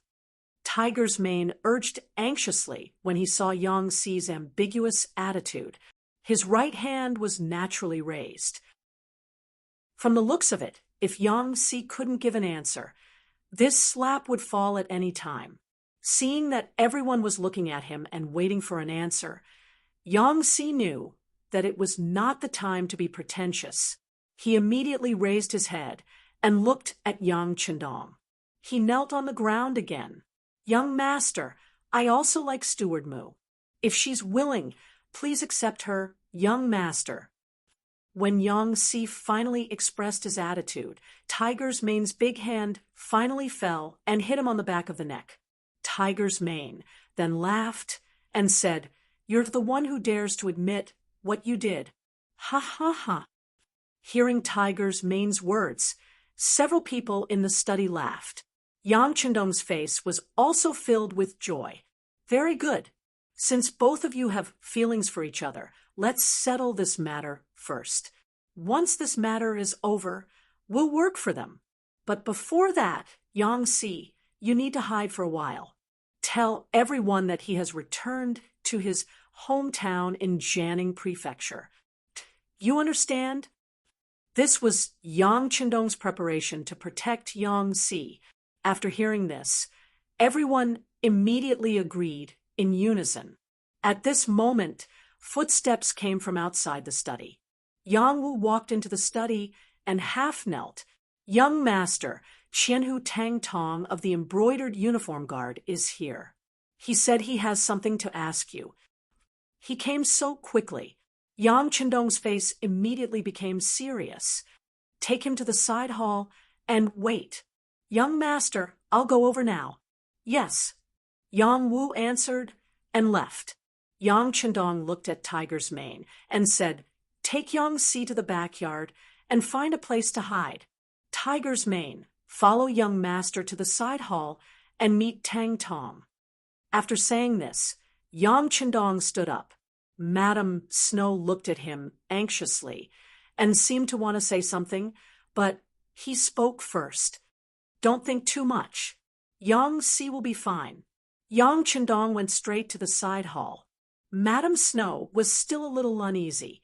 Qiao Yin, who stayed behind, held her hand and comforted her. Sister Snow, don't worry. With young master here, Yang Si will never be handed over. These words weren't words of comfort, but Qiao Yin was well aware of the close relationship between the young master and the retainers. It's just that some things can't be explained to others. You can only rely on yourself to observe and see with your heart to understand a thing or two. Tang Tong had just been led into the side hall by Yang Wu when Yang Qindong and Tiger's Mane appeared in the side hall. Seeing Yang Qindong in green, Tang Tong did not dare to be arrogant. She quickly sat up and saluted with her hands folded. Greetings, Yang Qindong. Ha ha, Chili Arch Tang, you're welcome. Yang Qindong pointed to the chair with a smile on his face. Thank you, Yang Qindong. Tang Tong said politely and then sat down again. A maid brought tea and put it in front of Tang Tong and Yang Qindong. Then she left. As a guest, Tang Tong gently picked up the teacup and took a sip. Then she nodded with a look of enjoyment. Dong Shuai's tea is really good. Chili Arch Tang, you're welcome. If you like it, you can take some back when you leave. Yang Qindong still had a smile on his face. He spoke unhurriedly and did not seem to have any intention of asking why Tang Tong was here. In Tang Tong's eyes, Yang Qindong's calmness made him unhappy. He had brought dozens of brocade guards with him. If it were other ministers, they would have panicked and lost their composure. There were usually only two possibilities for Yang Qindong to show such indifference. First, he was pretending to be stupid. Second, he was really stupid. The great Dong Shuai could not have a problem with his brain. Then, it could only be the first answer. It seemed that it would be very difficult to find Yang Si, who had hit people. However, he had to do his job. Even if this trip was annoying, he could only get straight to the point. Yang Qindong, the situation is like this. This Chili Arch is here for a servant of yours named Yang Si. He injured people outside the immortal abode earlier. They've already reported it to the authorities and are going to confront him. However, I don't know if it would be convenient for you to hand him over. Tang Tong spoke in a probing tone. If one looked closely, they would even see a trace of a smile on her face. It was as if she wanted to tell Yang Qindong that she was not here for him. She was here because the implications of this matter were too great. Given her position, she had no choice. Chapter 127. Yang Qindong listened attentively without the slightest hint of annoyance. It was as if he had just learned of this matter. When Tang Tong finished speaking and closed his mouth, he feigned surprise and said, "Something like this actually happened. How audacious!" Tang Tong didn't know whether he was referring to Yang Si, who had beaten someone up, or to Tang Ge, who had wanted to commit murder outside the immortal abode. As soon as he said this, Tang Tong's expression became somewhat unsightly. However, what made him even more embarrassed was that Yang Qindong seemed to have only expressed his attitude. After saying this, he didn't say anything else. Unable to bear it any longer, Lord Tang raised his head to look, only to see Yang Qindong leisurely sipping on his tea. This attitude really infuriated Tang Tong quite a bit. "What's this? Your servant was injured by someone else, and as the master, you're just going to let it go with a single comment of audacity?" Tang Tong's expression darkened. "Yang Shima, you see, the matter has already happened. Shouldn't we arrest him?" "Of course. A life for a life, and a debt must be repaid. Although he didn't kill anyone, beating someone up is still wrong. If Lord Tang wants to arrest him, then go ahead. There's no need to give this official face." Seeing that Tang Tong was starting to get impatient, Yang Qindong spoke with a righteous expression. He didn't seem like he was going to show any favoritism. "Good. It's rare for Lord Tang to be so righteous. Since that's the case, can't you hand him over?" Tang Tong knew that what he was doing would make Yang Qindong unhappy. However, he had to do his job, so he had to do it properly. Besides, he was only arresting a servant, not making things difficult for Yang Qindong. There shouldn't be any problems, right? Hand him over? In that instant, it was Yang Qindong's turn to be shocked and confused. Since Yang Si injured someone, Lord Tang should just go ahead and arrest him. Why are you still asking this official for him? It's really puzzling. Yang Qindong shook his head as he spoke. He was just short of saying that Tang Tong's request was too abrupt, too inappropriate. Upon seeing Yang Qindong's reaction, Tang Tong finally understood what the Dong Shuai was thinking. To put it nicely, he was shirking responsibility. To put it bluntly, he was pretending to be stupid and acting shamelessly. If he had already caught Yang Si, why would he need to make this trip to the Yang family manor? Although Yang Qindong had some talent, some ability to make money, and even had a cooperative relationship with his superior, eunuch Wang Zhen, these were not enough for him to greet him over such a small matter. Angry at Yang Qindong's act of pretending to be stupid, Tang Tong's expression became much more severe. "Yang Shima, to tell you the truth, Yang Si escaped, and I don't know where he went. This time, I came to the Yang family manor to ask you to hand him over." Seeing that Tang Tong had finally revealed his tale, Yang Qindong chuckled and shook his head as if he had heard a funny joke. "Lord Tang, I said that Yang Si beat someone up. It's right for you to arrest him. There's no need to say anything to this official. As for what you said about asking me to hand him over, it's really inconceivable. What? Could it be that Yang Shima didn't hide him? I've already asked the soldiers guarding the city. They saw Yang Si coming out of the city gate and heading towards the Yang family manor." Tang Tong laid out the situation she knew on the table, as if she already had something on him. He had no choice but to admit it. What a joke. If that's the case, then Lord Tong is certain that I'm harboring criminals. Very well, then please show me the evidence. If this official is guilty, then I'm willing to accept the punishment. Yang Qindong spread out his hands and frowned as he spoke with great displeasure. "I don't have direct evidence, but this lord is certain that Yang Si must be in the Yang family manor. If you don't hand him over, then forgive this lord for being unreasonable and searching the manor." Tang Tong's eyes widened, and even the veins on his arms bulged to express his dissatisfaction. Tang Tong's threat rang out in the side hall. When Tiger's Mane heard it, his body unconsciously tensed up.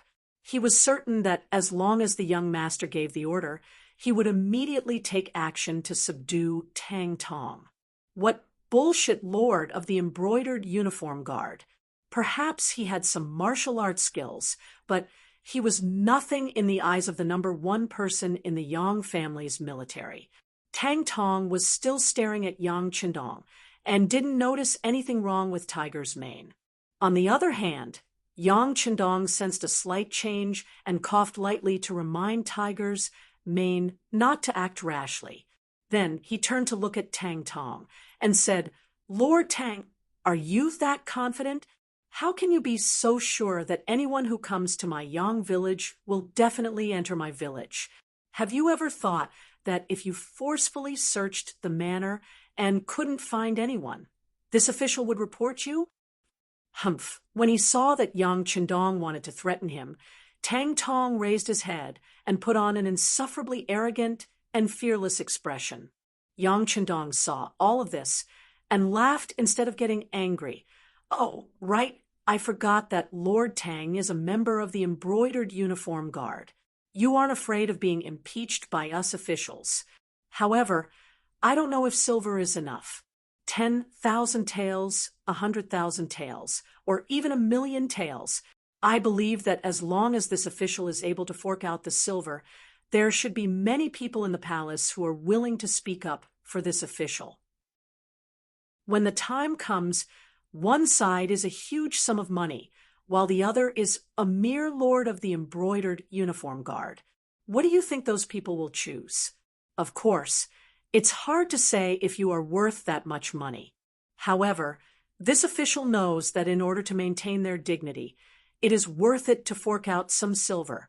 Not to mention, this official has a lot of silver, so much so that I can't spend it all.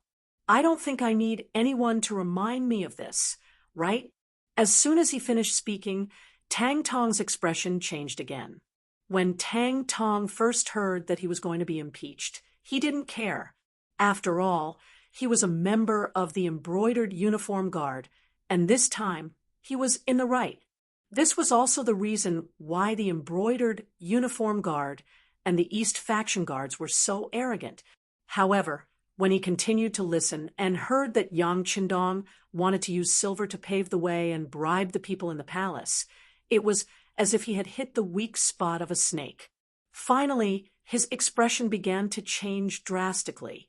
It wasn't the people in the imperial court, but the people in the palace.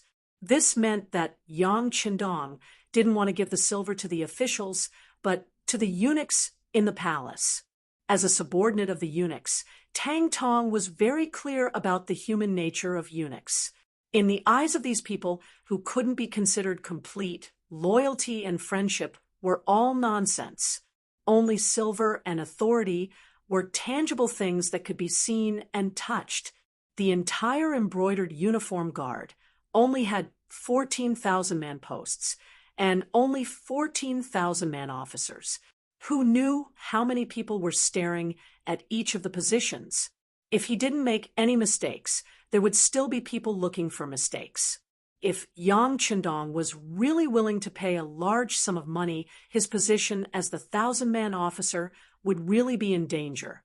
He even thought that in the face of such a large sum of money, even his immediate superior, Eunuch Wang Zhen, might abandon him. In the palace, there was no lack of capable people. Under the influence of what they saw and heard every day, the eunuchs had long gotten used to the internal strife. They had long understood what it meant to cheat each other and what it meant to hit someone when they were down. Once something happened to him, he didn't know how many people would secretly plot against him.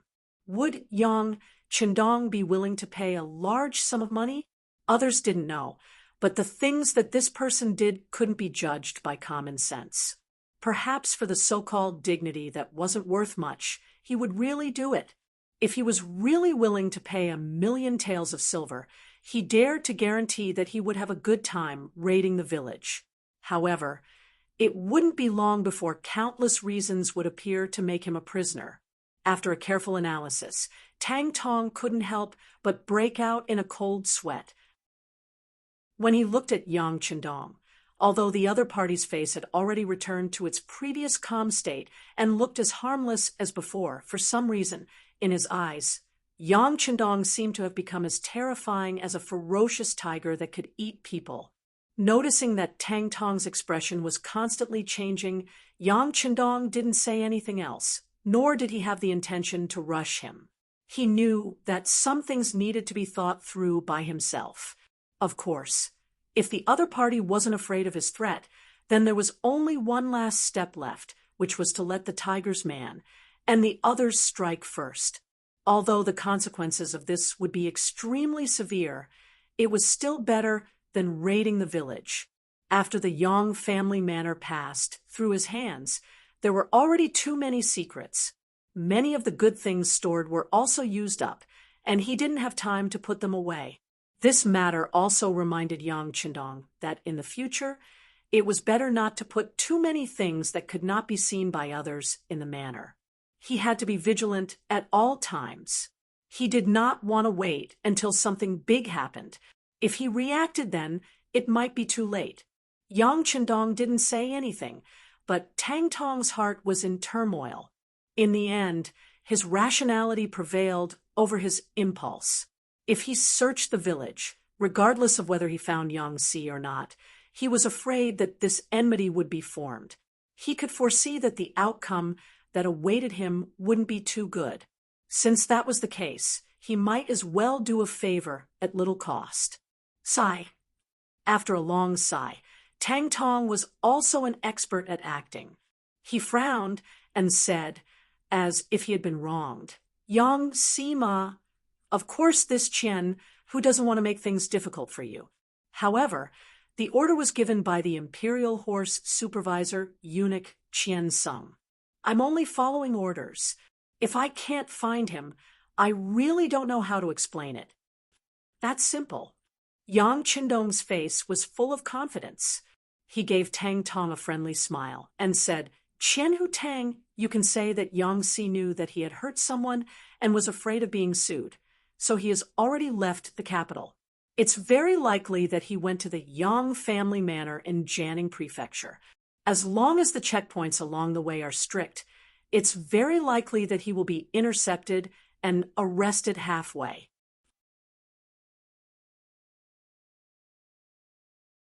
Third princess? Princess Changda? Why is she here?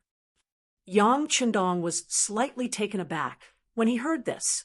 Princesses, especially after reaching adulthood, weren't allowed to leave the palace as they pleased. Then why did she come to his manor without even greeting him? What was going on? Yang Qindong was flabbergasted. Tang Tong, who had been chatting happily with him, also had a similarly confused look on his face. He also didn't understand why the princess would leave the palace and why she would come to the Yang manor. While the two of them were puzzled, or rather unable to react for a moment, the sound of noisy footsteps came from outside the side hall. Then they heard a eunuch shout in a high-pitched voice, "The princess has arrived." As the voice fell, a group of junior eunuchs entered the hall. Then, under the escort of a dozen palace maids, Princess Changda, dressed in a pink gown, walked in and stood in front of Yang Qindong. Speaking of which, this was the second time the two of them had met. "Greetings, Princess Qiansui." Tang Tong reacted quickly. Once he saw Princess Changda, he knelt on the ground. Yang Qindong, who was at the side, was only slightly taken aback before he had no choice but to kneel on the ground as well. "Rise." Fortunately, before Yang Qindong's knees touched the ground, Princess Changda had already spoken. "Thank you, Qiansui." Yang Qindong knew when to stop and hurriedly got up. His movements were even faster than Tang Tong's.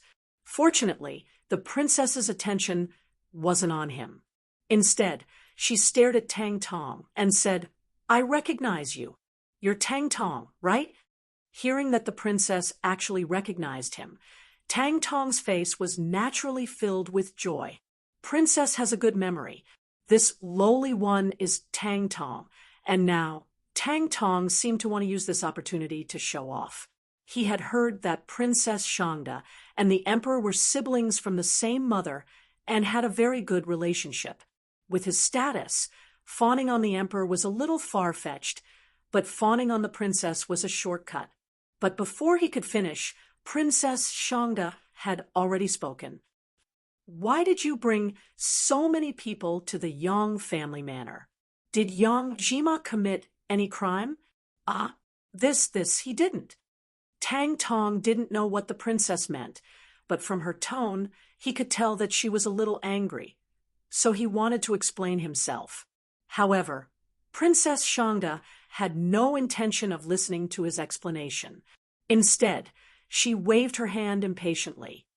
All right, as long as Yang Jima didn't do anything wrong, then don't create such a scene in the future. Don't think that just because Royal Brother gave you power, you can really do whatever you want. Let me tell you, others might be afraid of you, but this princess isn't. If you anger this princess, we'll see who's the one who loses out in front of Royal Brother. After Princess Shangda's words, Tang Tong felt the world spin. It seemed that the third princess was here to support Yang Qindong. Fortunately, she didn't give the order to search the manor. Otherwise, she really didn't know how to clean up this mess. Others might not be able to comment on the matters of the eunuch group, but as a member of the royal family, Princess Shangda could. Not only was she on good terms with the queen of the imperial harem, Empress Qian, she was also the emperor's biological sister. She was greatly appreciated by the emperor. This could be seen from the grand birthday banquet that was held a while ago. Tang Tong broke out in cold sweat, his lips trembling. He knew that if he didn't clarify today's matter, there would be consequences later on. Thus, he didn't care so much and lowered his head. Long live Princess. This lowly one is here on the orders of Supervisor Qian Sung Bao to investigate this matter. What's there to investigate? Don't think that this princess doesn't know. It's just beating up a Wallo envoy, but you didn't investigate clearly who provoked them first before arresting people. Also, the one who beat him up was just an ordinary servant of the Yang family. You even bothered the Eastern commander over such a small matter. If that's the case, then if someone from the embroidered uniform guards made a mistake, shouldn't they also ask the Qian who directly in charge of you for an explanation? Princess Shangda's coquettish voice resounded throughout the entire side hall. Her words left Tang Tong speechless. He originally thought that the third princess just happened to be there at the right time. But with these words, who wouldn't understand that she had clearly come prepared? She was even here specifically to solve the problem for Yang Qindong. At this moment, Tang Tong finally understood that with the third princess backing Yang Qindong, he wasn't someone he could mess with in the future. Yes, long live Princess is right. I will go back and report this to Eunuch Qian. Tang Tong nodded his head as he spoke. From the looks of it, he looked exactly like a pug. Tang Tong left, but he didn't forget to take the chest of silver that Yang Qindong had prepared with him. From this point of view, he had accepted the goodwill. He had already promised that if he didn't take the silver this time, it would mean that he would have to draw a line with the Eastern commander in the future. Princess Shangda came and reprimanded Tang Tong, showing her rude and unreasonable side. As the outside world said, she was incomparably coquettish. However, when everyone in the side hall was reprimanded by her, she indeed looked at Yang Qindong with a smile like a flower. It was as if she was staring at an extremely exquisite ancient artifact. This gaze made sixth young Master Yang feel as if he had become a rare animal in the zoo. It was a very bad feeling. The atmosphere was a little awkward. Yang Qindong was the first to speak, cupping his fists in a grateful manner. Thank you for speaking up for me, Princess. Qindong really has nothing to repay you with. Sigh, how can there be nothing to repay you with? You are so capable, you must have a lot of fun things. Just take out 2 of them, and let this princess see them. Princess Shangda spoke casually, but in Yang Qindong's ears, he was extremely wary. He had never underestimated anyone, even if the girl in front of him was only 14 years old. She had grown up in the imperial family since she was young, so she had matured earlier than others. After getting used to too many dirty things, it was impossible for her to not be mature. Usually, every word of this kind of person had a deep meaning. Everything depended on how the person who heard it interpreted it. If you ignored these words, you might unknowingly suffer a great loss. Not knowing whether this was a test or not, Yang Qindong pondered for a moment before raising his head and saying with a smile, "Princess, you must be joking. Whatever Qindong has, the imperial family has as well. Even the world belongs to the great Ming dynasty. If there is anything here that Princess likes, you can take it away." "Oh, is that true?" Sensing Yang Qindong's cautious and guarded manner, Princess Shangda smiled. Not to mention, she had inherited the Zhu family's bloodline. Regardless of her temper, she was beautiful and charming.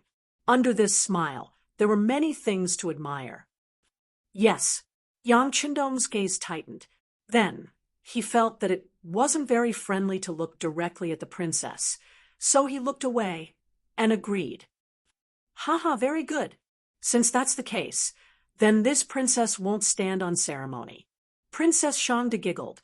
Then, her gaze began to size up the side hall.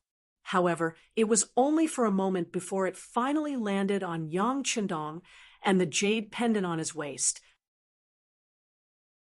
Chapter 129.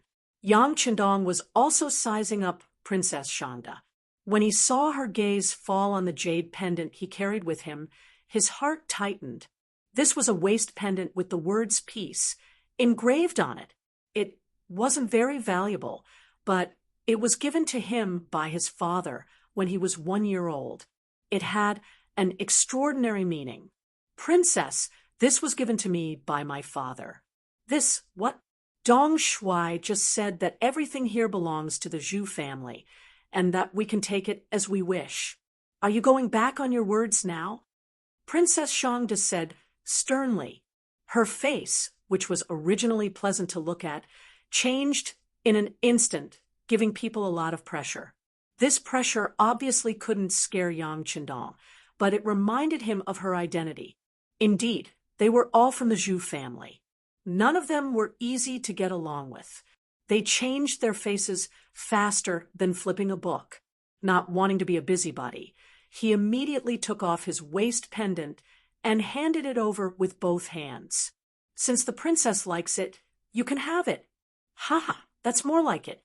As if she really liked this waist pendant, Princess Shangda stretched out her jade-like hands to receive it. Then, she regained the innocent expression of a girl. "All right, this princess has helped you solve your problem. Asking for a waist pendant from you isn't considered bullying me. Ha, let's go." Princess Shangda left just like that, not staying for long. She probably knew that with her current status, staying too long in the Yang family village would easily attract criticism. Although she wasn't afraid of public opinion, it was better to avoid as much trouble as possible. The princess left, leaving Yang Qindong alone in the side hall, deep in thought. The third princess's sudden appearance and quick departure made him a little uncertain. If he had to pinpoint her intentions, it would be that she had only taken a waist pendant.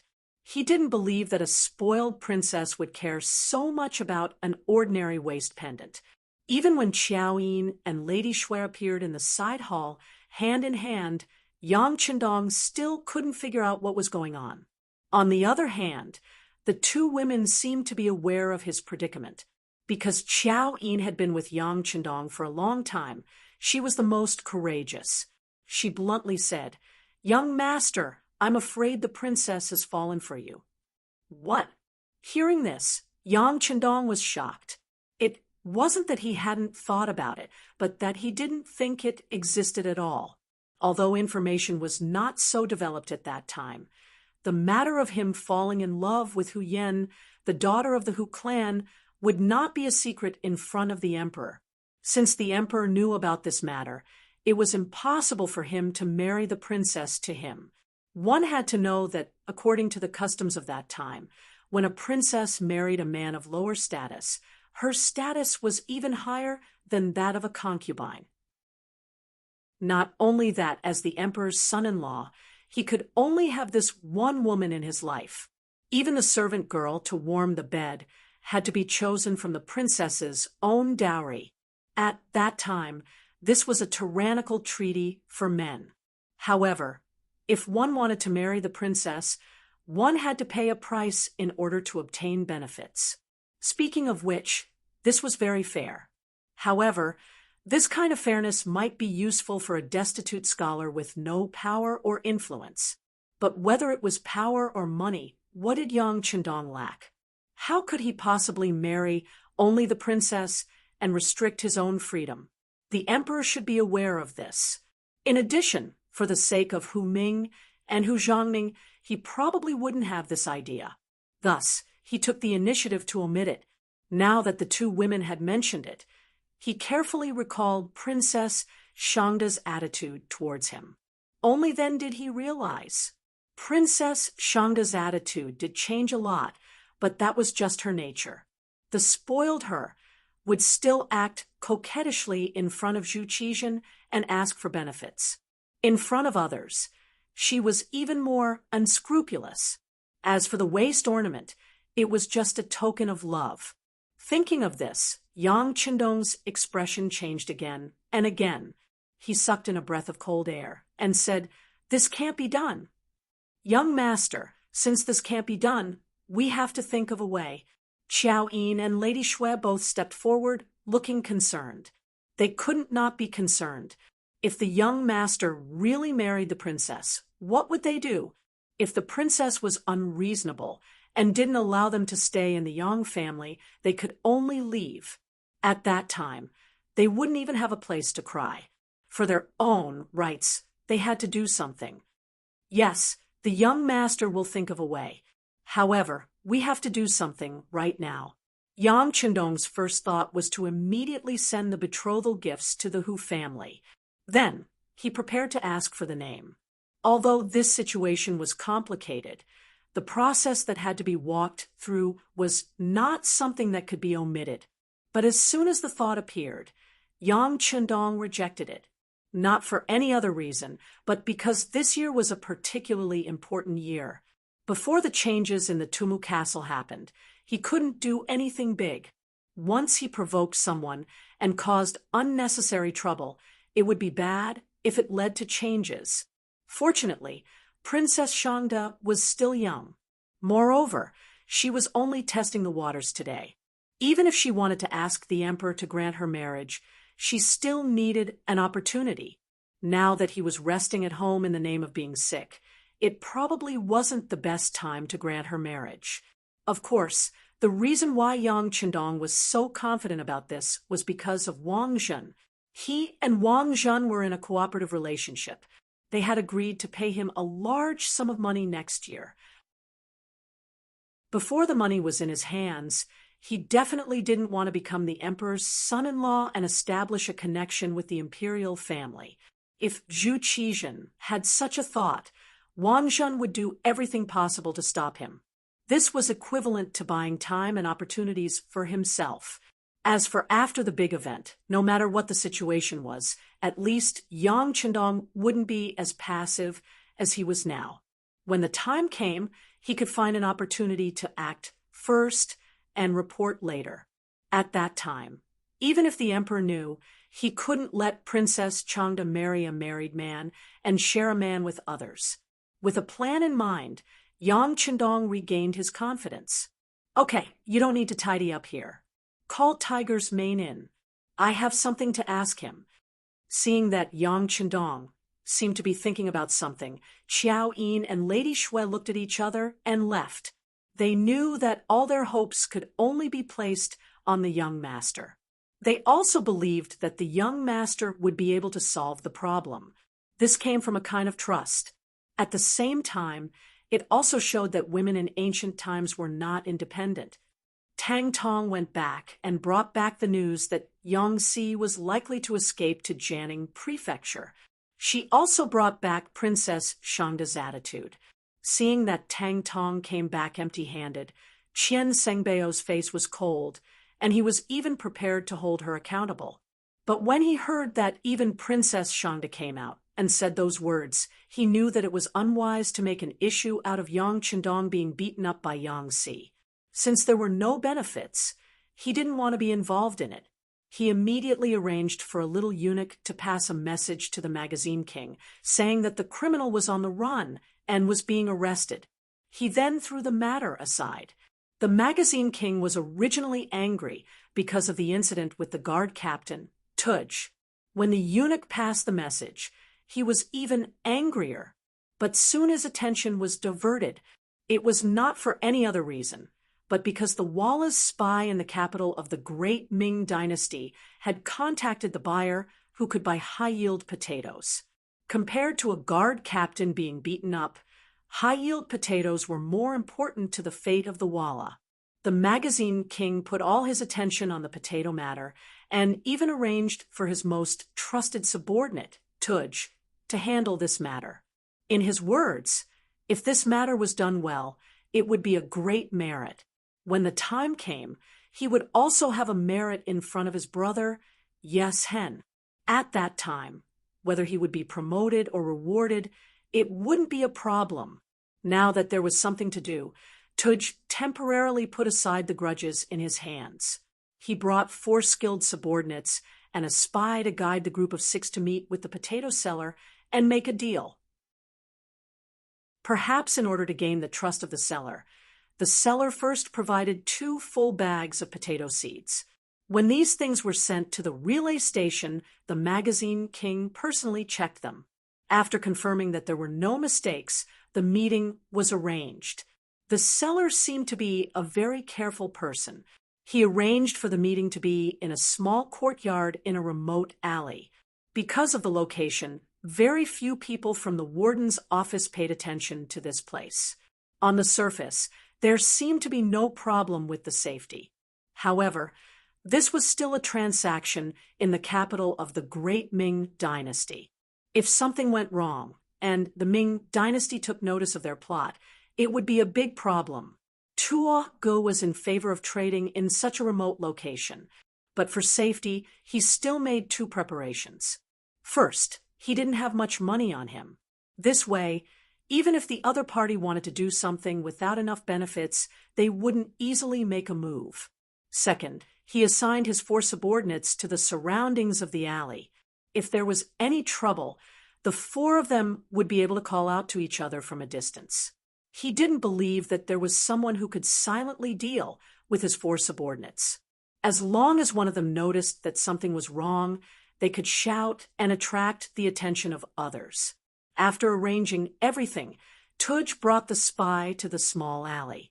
After observing for a while and confirming that there weren't any accidents, they entered the empty courtyard.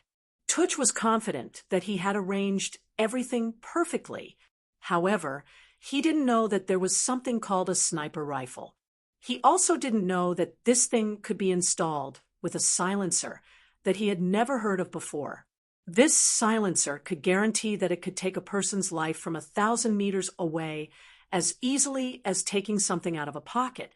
Just as Tuo Go was about to enter the small courtyard, Dao Xiao and the other 10 members of the 2nd Guard Squad had already arrived. They were carefully inspecting the guns and equipment. Chapter 130. The so-called seller was actually someone from the Security Bureau in disguise. Their purpose was to frame the Walla's envoy. Offense was the best defense. If you don't want others to keep an eye on you, an excellent way is to make the opponent unable to pay attention to you. If you're already in trouble, how would you have time to keep an eye on others? This was the task Yang Qindong arranged for Tiger's Mane. After receiving the task, he passed it to Yang San and asked him to arrange the details. As a secret organization, Yang San and his men were much more professional than Walla's spies. This was not only because they were better trained, but also because they were rich and well-equipped. With the advantage in all aspects, It was only natural that Tile's spies had always been under the control of the Security Bureau. To lure them out and give them something that could move them was not difficult at all. On the contrary, it was very smooth. What was even more unexpected was the appearance of Tua Gu. This person had once slandered the sixth young master in front of the Yang family Manners Gate. Everyone had long wanted to kill this person to vent their anger. However, considering the other party's identity, they did not make a move. This time, he took the initiative to come to them. How could they let him go? Not long after Tuagu, and the Wallace spy entered the small courtyard, Yang San appeared with another subordinate of the Security Bureau. There was also a carriage with many bags on it. It was impossible to see the appearance of the bags in the dark. However, considering the items to be traded, it was obvious what was in the bags. Under the attention of the four Wallace guards, Yang San walked into the small courtyard and saw Tua Gu, who had arrived first. "You have a lot of potatoes in your hands." Seeing the person who came at the agreed time and saw that the other party came in a carriage, Tua Gu was satisfied, but still asked cautiously, "Yes." Yang San's face was indifferent, like an emotionless humanoid machine. Since the person in front of him dared to look down on the sixth young master, it would not be an exaggeration to cut him into pieces. However, considering that Dao Xiao and the others still needed some time to complete their task, he forcefully suppressed the thought of attacking and continued to deal with Tua Gu. Yang San's attitude was so cold that Tua Gu felt a trace of displeasure from the bottom of his heart. However, considering that he was not here to make friends but to make a deal, he suppressed his dissatisfaction and asked again, "Who are you? Why were there so many potato seeds? As far as I know, this thing hasn't been popularized in the Ming dynasty yet. The seeds of this thing should be very precious. Are you an officer?" Yang San answered Tuj's question unhurriedly. "No." Tugger shook his head. He didn't understand why the other party would ask such a question. Instead, it was the Valle spy who came with him, who shook his head bitterly when he heard this. This general's bodyguard captain didn't know anything about the secret battlefront at all. How could he ask about the other party's background? It was impossible for the other party to tell him. As expected, Yang San used a gaze filled with disdain to look at Tua Gu and said, "Since you aren't an official, why are you asking me these questions? You really are an idiot." Tua Gu suddenly realized that he had said something wrong. However, the other party directly called him an idiot and angered him. He glared and said with a fierce expression, "You dare to scold me?" Just as Tua Gu was about to flip out, the Security Bureau agent who had been tidying up the carriage walked into the small courtyard. According to the previous agreement, once this person entered the courtyard, it meant that the Walla agents guarding outside had all been eliminated. A strange smile flashed across Yang San's face. "So what if I scold you? I still want to kill you." After saying this, a small crossbow appeared in Yang San's hand. At this moment, he was aiming it at the angry Tua Gu, who was about to draw his sword. "Let's talk nicely. Let's talk nicely."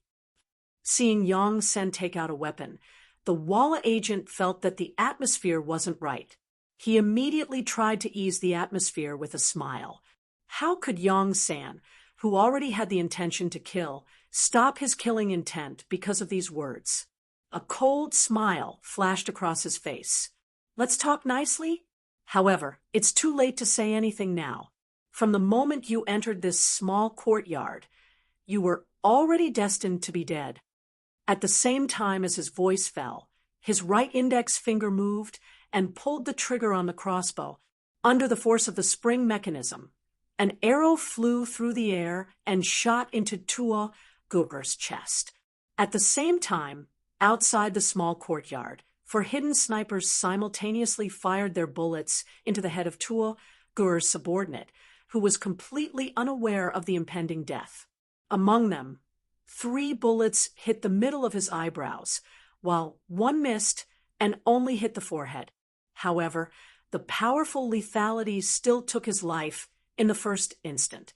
The pitiful Tua Gur still maintained his posture of drawing his sword. He had an overbearing appearance, as if he wanted to take the lead. He didn't know that the people he had arranged outside had all been wiped out. Furthermore, when he thought about how the other party attacked without the slightest hesitation. How was this a trade?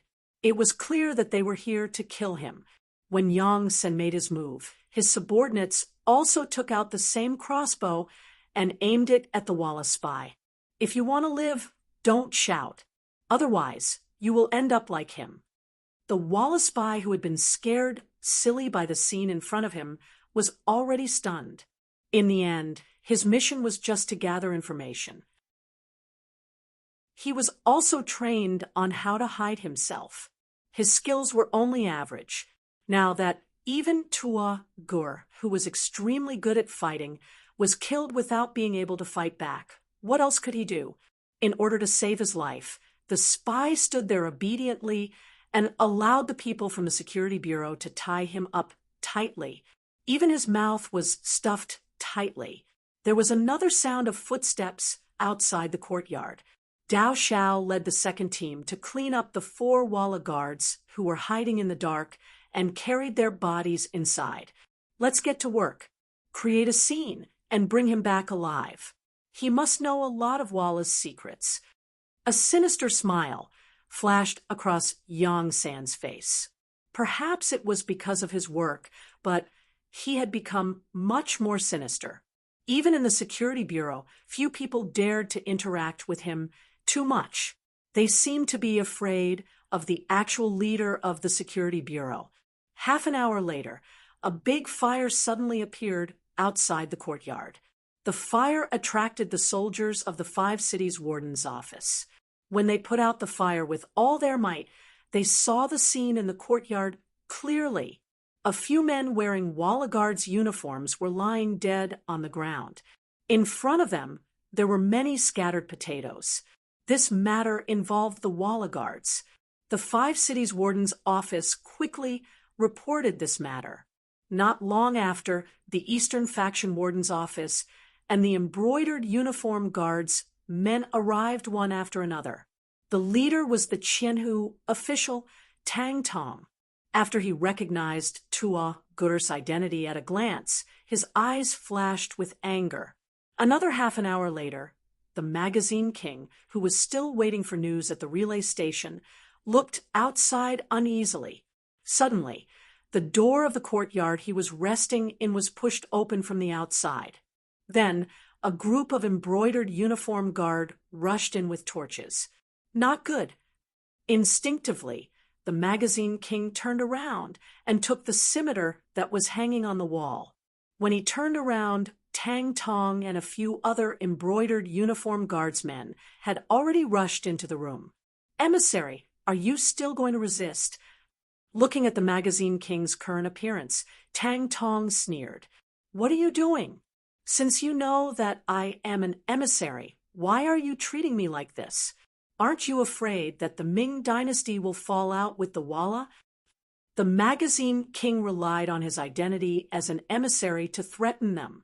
"I don't know about the matter between the Ming dynasty and the Walla, but now there is evidence that your guard captain has been buying prohibited potatoes everywhere.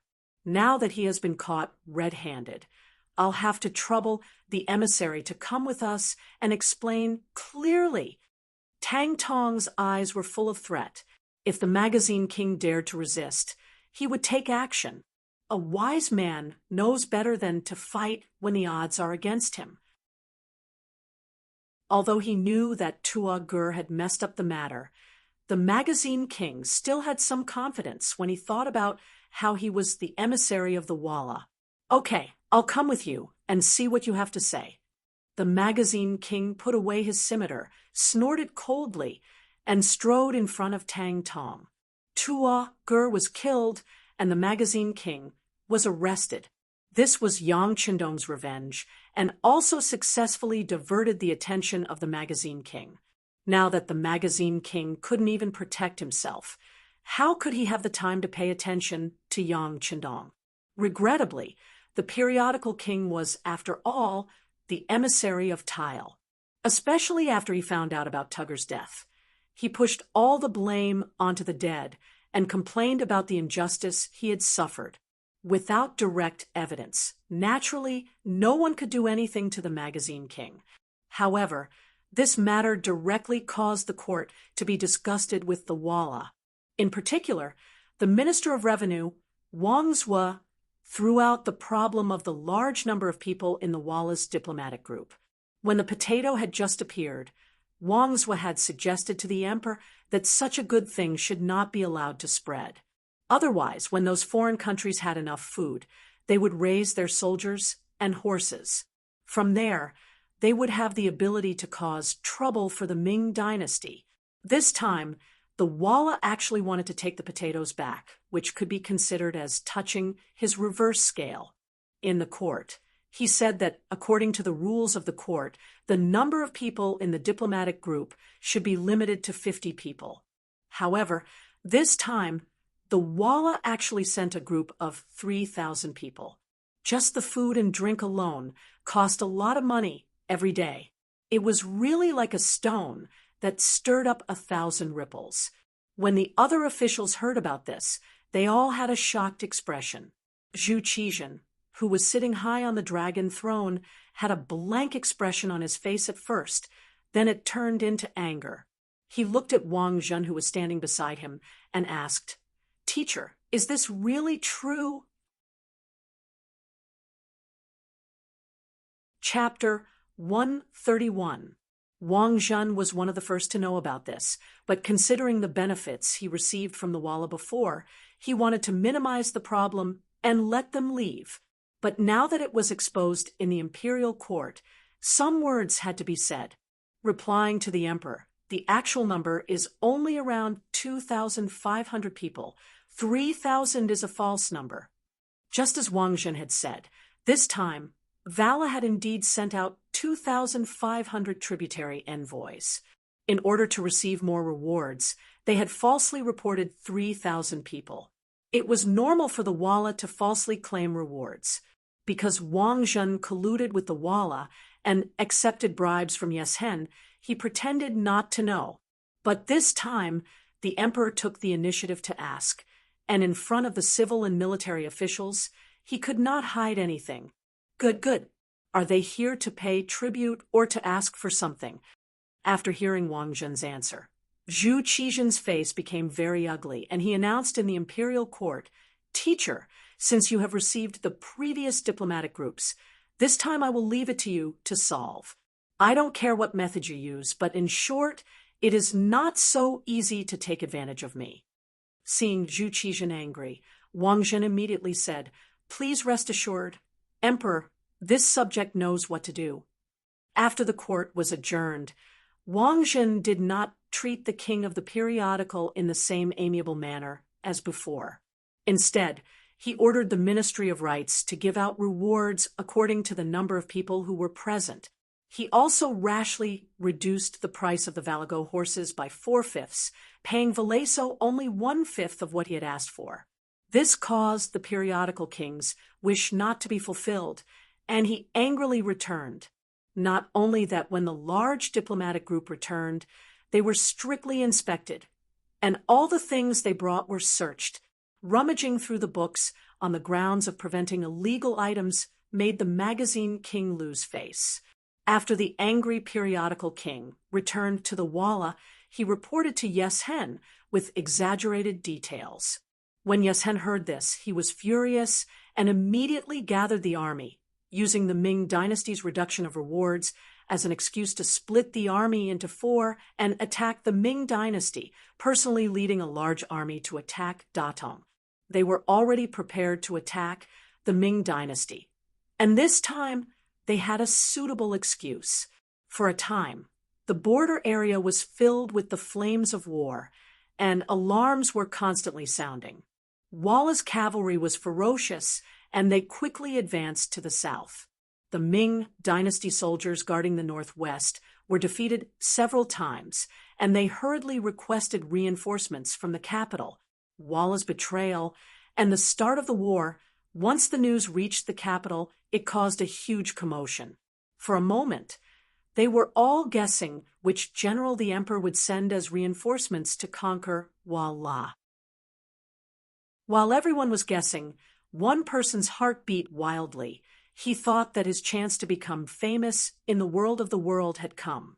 This person was the head eunuch of the imperial palace, the head eunuch of the ceremony directorate, Wang Zhen. Even though Wang Zhen, who could be said to be able to cover the sky with one hand, could be said to have absolute power at that time. Although some people had no choice but to rely on him because of his power, he was still a eunuch in the end. Other than his trusted aides, no one knew how to secretly curse him. If Wang Zhen were to fall from power one day, the first to attack him would be those who relied on him.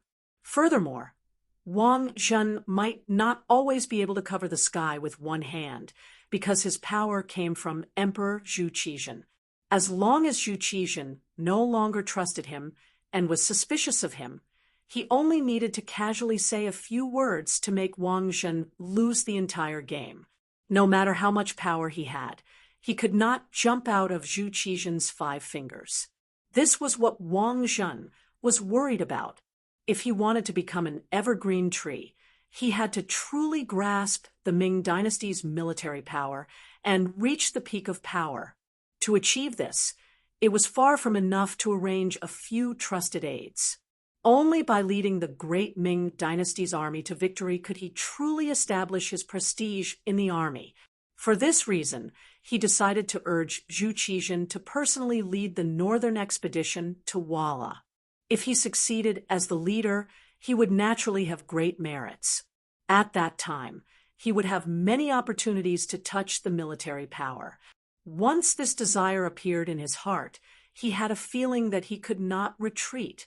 His whole body felt as if it was on fire, making him unable to sit still for a moment. Where is His Majesty now? Wang Zhen's heart was in turmoil. He really wanted to ask Zhu Qizhen to go to war, so he asked a little eunuch beside him. Replying to eunuch Wang, "His Majesty is resting with the Empress." "Good, let's go see His Majesty." Wang Zhen stood up, tidied up his sleeves, and walked straight to the rear palace with firm steps. At this time, Zhu Qizhen was resting in Empress Qian's palace.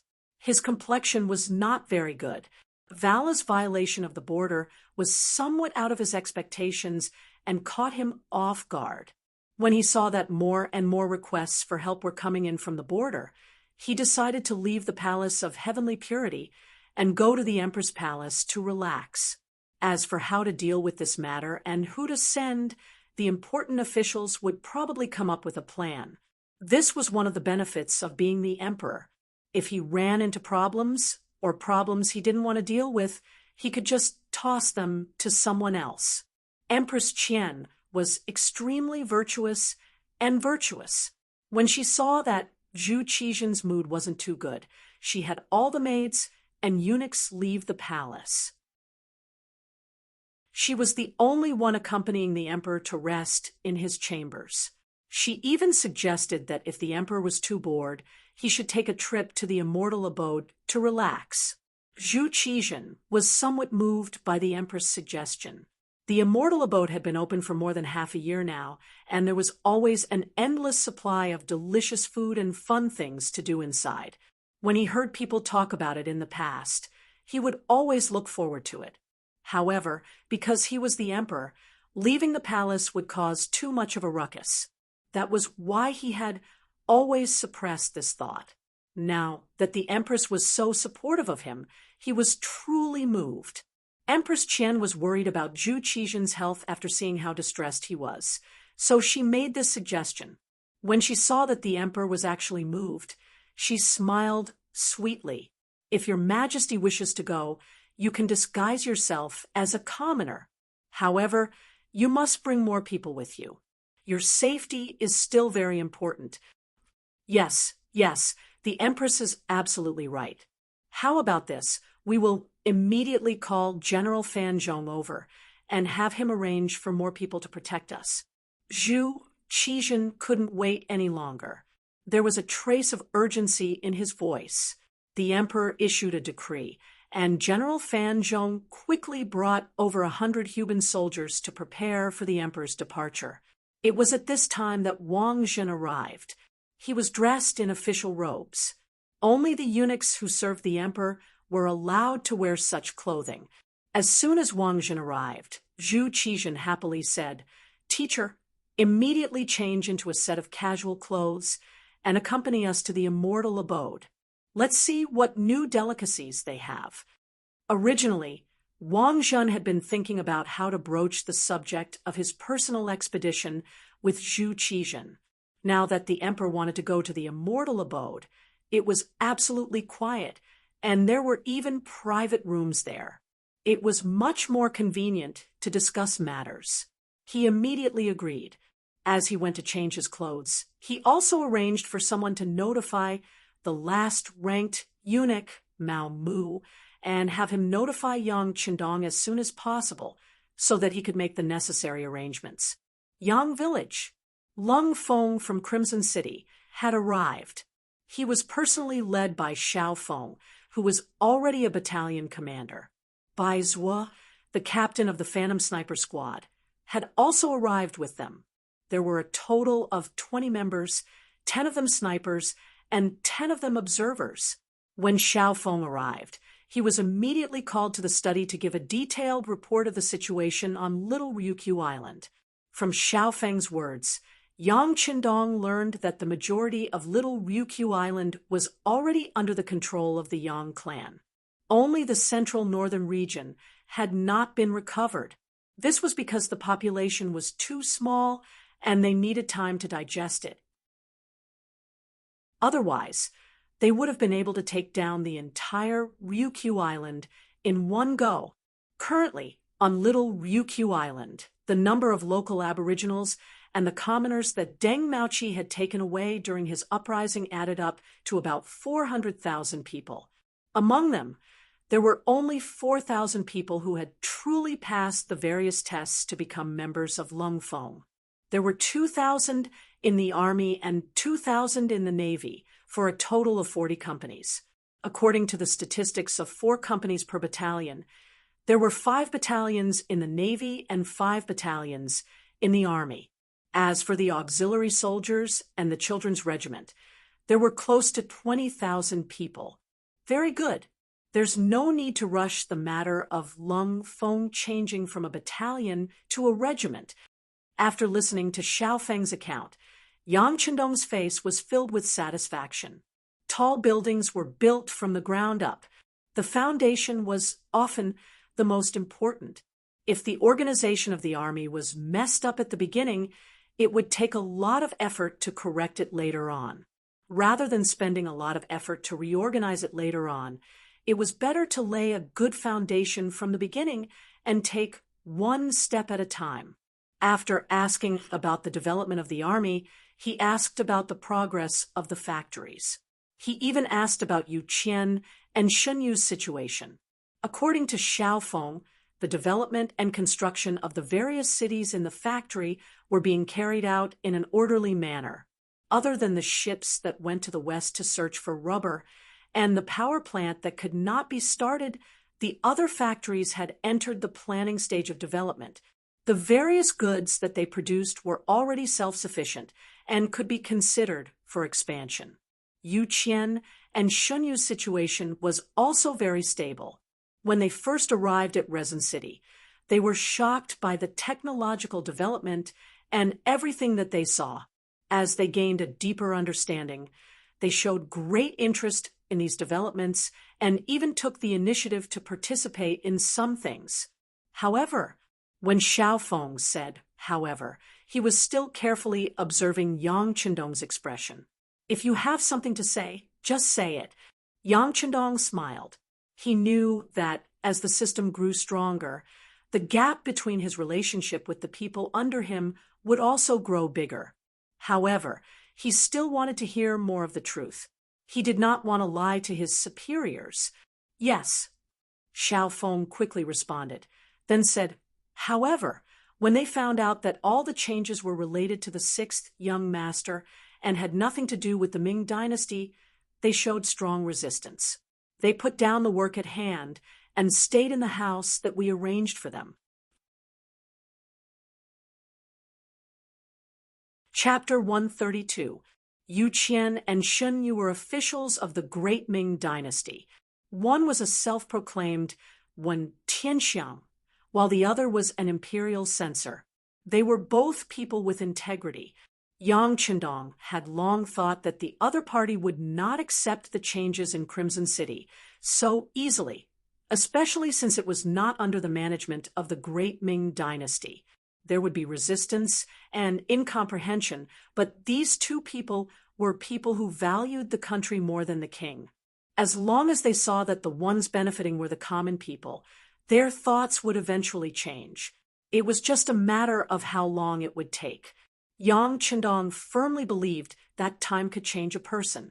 Oh, they've been staying in the room all this time? Yang Qindong's smile was written all over his face. He was not surprised by the two people's uncooperative attitude. Yes and no. At first, they stayed in the room, but the sixth young master also knew that even in the room, the facilities inside were completely different from the Ming dynasty. In addition, after their relatives were safely sent back, they began to appear on the streets again. At first, they did not speak much, but when I received the order to come to the capital, they had already made friends with many of the common people in the city. It could be seen that the smiles on their faces were getting more and more. This is a good phenomenon. When he heard this, Yang Qindong was already certain that these two people would definitely be used by him. The only difference was the length of time. Everything caused by little Liuli was developing steadily. This was where Yang Qindong's confidence came from. There was no need to talk about advancing. If there were any accidents, he would have a place to retreat. So, what did he not dare to do? Next, he had to consider how to make a good Wallace offense. Should he let the Tumu Fortress incident continue? Yang Qindong knew that the Ming dynasty's elites were all lost in the Tumu Fortress incident. From then on, the Ming dynasty began to weaken. But even so, under the efforts of many people, it still persisted for a very long time. But in the end, the Ming dynasty was defeated in the end. It was defeated because of internal strife. If not for the fact that the power was too scattered, the aristocrats, scholars, and eunuchs were holding each other back. And sometimes they could not even carry out the emperor's orders. How could there be the possibility of the Manchurian Tatars entering the pass? And how could there be the scene of the magnificent China being bullied and humiliated 300 years later? Originally, he had been considering whether he should take action to change history. However, when he thought of the actions of the Ming dynasty's monarch and the tragic history in the future, he shook his head and completely gave up on this idea. Forget it. If there were no elites, then so be it. The deaths of a few people in exchange for a happy life for more people. Especially since China was able to stand at the top of the world, it was appropriate no matter how one looked at it. Young master, Eunuch Mao sent word that Eunuch Wang Zhen sent word that His Majesty is going to the immortal abode. He asked for you to make arrangements in advance. Tiger's Mane appeared in the study and reported the news he'd just received. All right, I understand. Yang Qindong's expression froze for a moment. Then, a sharp glint appeared in his eyes. It was about time. This Wang Zhen was going to make a move to dissuade Zhu Qizhen. Immortal abode. Yang Qindong's sudden arrival caused Mu Lily, who was on duty, to be extremely nervous. Yang Xi's matter had obviously been suppressed by Dong Shuai. Now, every time she returned to the Yang clan manor, she could see Yang Xi. The two of them were gradually warming up. They were just waiting for the right opportunity to get married. All of this was thanks to Yang Qindong. When she saw Dong Shuai enter the immortal abode, Mu Lily hurried over to greet him. She said respectfully, "Sixth young master, why have you come?" "I need to receive an important guest. How about this? Immediately prepare the best private room and arrange for some quick-witted and nimble attendants to serve him." Yang Qindong nodded at Mu Lily with a smile. Then he turned to Tiger's mane and gave him a light nod, indicating for him to check the surroundings. Regardless of whether or not the emperor would bring guards with him, if something really did happen, he would still be in a lot of trouble. Tiger's mane led Mu Lily up to the third floor with a group of people. They entered the private room and carefully inspected it. After confirming that there were no problems, they went downstairs. What they saw was a young man dressed like a noble young master, escorted by a group of people, arriving at the Immortal Abode's entrance. "Young master, you've come." Yang Qindong smiled as he walked over to greet him. When he saw Zhu Qizhen, who was dressed like a noble young master, he didn't kneel. Zhu Qizhen was dressed casually. He obviously didn't want others to know his identity. He didn't feel the slightest bit of displeasure at Yang Qindong's refusal to kneel. On the contrary, he nodded happily. Wang Zhen, who was also dressed casually, asked in a low voice, "Sixth young master, has everything been arranged?" "It's been arranged. The best private room on the third floor. Please." Yang Qindong nodded lightly, indicating that everything was ready. He turned around and led the way up the stairs to the third floor. In order to protect the privacy of their guests, the Immortal Abode had even covered the two sides of the stairs with red cloth. This way, only the owner would know who the guests were, and no one else would know. This was exactly what Zhu Qizhen wanted, and he boldly made his way to the third floor.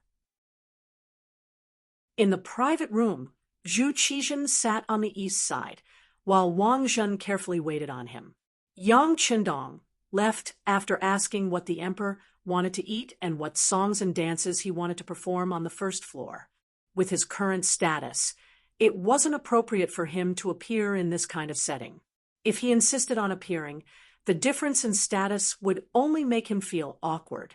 Now that there was no one else in the private room, Wang Zhen took the opportunity to voice his opinion, urging Zhu Qizhen to personally lead the troops. "Your Majesty, you are young and promising, and your heroic bearing is flourishing. Today, the great Ming dynasty is prosperous, and the people live a prosperous life. All of this is inextricably linked to your wise leadership." Wang Zhen smiled as he praised Zhu Qizhen. Naturally, everyone was willing to listen to flattery, and Zhu Qizhen was no exception. Even though he heard nothing but flattery every day, it didn't stop him from continuing to listen. "Teacher, our country's stability is due to the efforts of my subjects, as well as your contributions." Zhu Qizhen drank the fine wine and ate the piping hot delicacies that had just been served. Through the transparent glass, he watched the lively singing and dancing on the first floor. He watched the singers wearing the miniskirts that Yang Qindong had suggested, singing and dancing. It was truly a joyous sight. Zhu Qizhen knew that the costumes of these dancers had received a lot of criticism when they first appeared. There were even some who sent him memorials about it, causing quite a stir. In the end, Wang Zhen took the initiative to resolve this issue. He insisted that this was all a commercial activity, and that it was to serve the public. It was a delicacy in the eyes of many. In fact, this kind of event had attracted countless so-called gentlemen to watch. Many of them cursed the spider lilies while enjoying the benefits. It really was the type of person who enjoyed pain and pleasure at the same time. Now, that Zhu Qizhen was in such a good mood, Wang Zhen felt that coming to the Immortal Abode to discuss this matter was the correct decision. At the same time, he said what he wanted to say. "Your Majesty, your ability to rule the world has already reached the peak. It wouldn't be an exaggeration to say that no one will be able to do it in the future, but at the very least, no one has done it before. However, in the end, you are still lacking by a little bit. Everyone says that true experts conquer the world on horseback and rule the world from horseback. You still lack the ability to personally lead an imperial army and cut through all obstacles on the battlefield.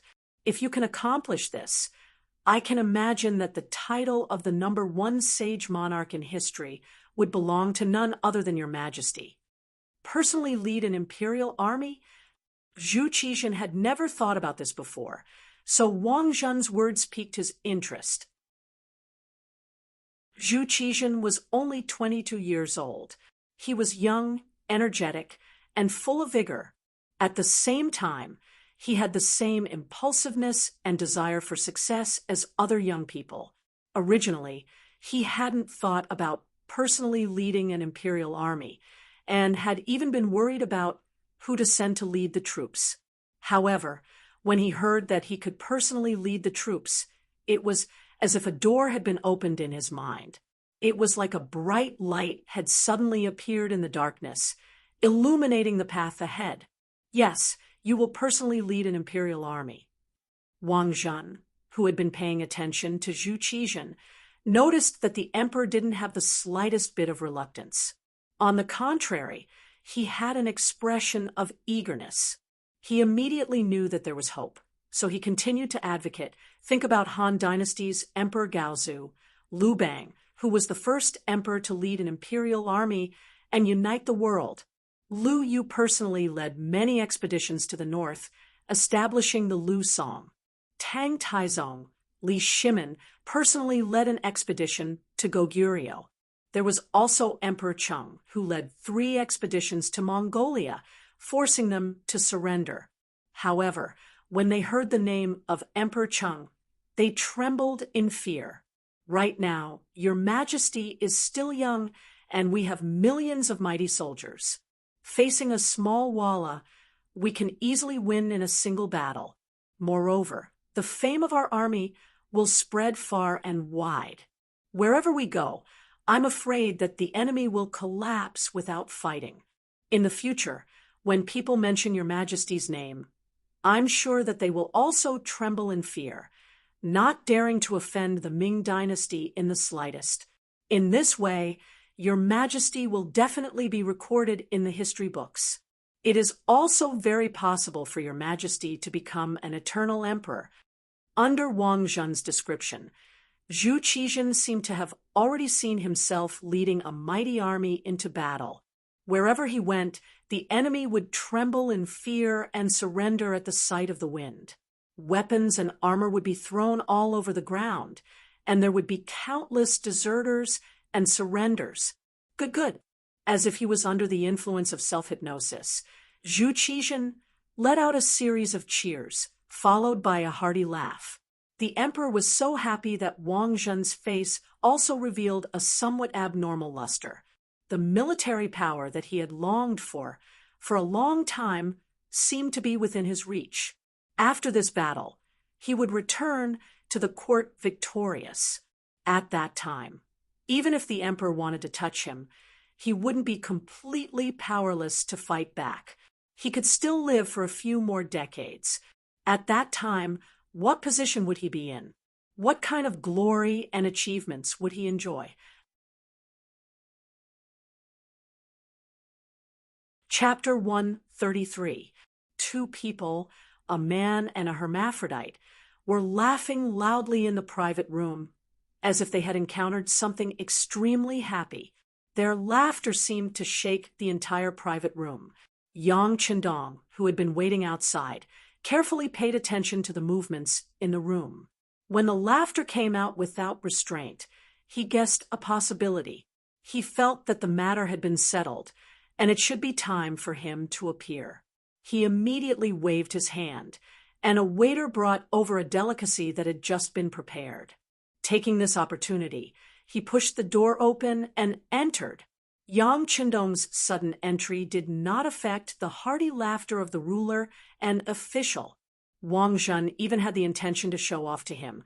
"Qindong, quickly come and pay your respects to the wisest and greatest emperor in our history. The emperor is going to personally lead the troops to Walla." As he spoke, Wang Zhen gave Yang Qindong a look. personally lead the troops.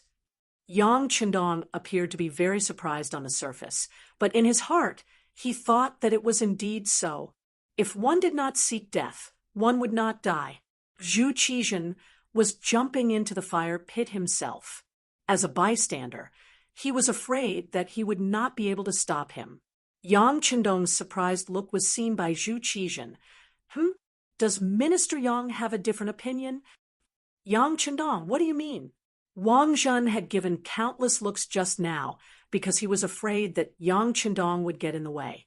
At this moment, in order to prevent the other party from speaking rudely, he even directly called out the official's name. From this, it could be seen that if Yang Qindong said something wrong, he would dare to let the Huben soldiers outside rush in and throw him into the imperial prison. Feeling Wang Zhen's threat and the emperor's suspicion, how could Yang Qindong not know what to say? Personally lead the troops. This is really too good. Since ancient times, a famous emperor must be proficient in both the pen and the sword. Looking at our Ming dynasty now, the sea is peaceful and peaceful. Your Majesty has already seen results in governing the country through the use of the pen. If you personally go on an expedition, it can really be said that no one has ever done it before. Yang Qindong's praise was even similar to what Wang Zhen had said just now. Immediately, the two people in the room were overjoyed. When Wang Zhen saw that Yang Qindong was so tactful, he was very happy. He smiled and said, as the saying goes, great minds think alike. In the past, I didn't believe it, but now I have no choice but to believe it. That's right, Mr. and Minister Yang have the same opinion. It seems that this time we must personally lead the troops to prove the might of our nation. Ha! Zhu Qizhen also laughed in agreement. Not only could he make a name for himself, but he could also go out and have fun. This was a good opportunity to gain both fame and fortune. No matter how he looked at it, it was a good opportunity. However, at this time, Zhu Qizhen didn't even think about the possibility of losing the war. Perhaps in his eyes, he had never regarded Walla as a great enemy. During the time of Emperor Cheng, the strength of the nation was not as strong as it was now. They were still defeated by the Mongol Empire. Now, after decades of development, they really didn't see the slightest possibility of losing the war. This attitude attracted the praise of the emperor and Wang Zhen. Yang Qindong also pretended to have a flushed face and laughed at the side. However, as he laughed, he suddenly knelt on the ground and said with a very determined attitude, "Your Majesty, this subject has a request. I hope that Your Majesty will agree." "Oh, what is it? Let's hear it." Zhu Qizhen was in a good mood at this time, so his attitude towards Yang Qindong was naturally very good. Even Wang Zhen, who was at the side, was prepared to help Yang Qindong. After all, the other party cooperated with him so much. Even if it was to return the favor, he still had to make a move when it was necessary. Under the attention of 4 people, Yang Qindong's heart was set. He knew that his request would definitely be approved. He immediately raised his head and cupped his hands and said, "Your Majesty, although this subject has a low position and is idle, I still consider myself a part of the great Ming Empire. Since Your Majesty is going to personally lead the army, this subject requests to accompany you. I also want to admire Your Majesty's heroic actions and the scene of your victory.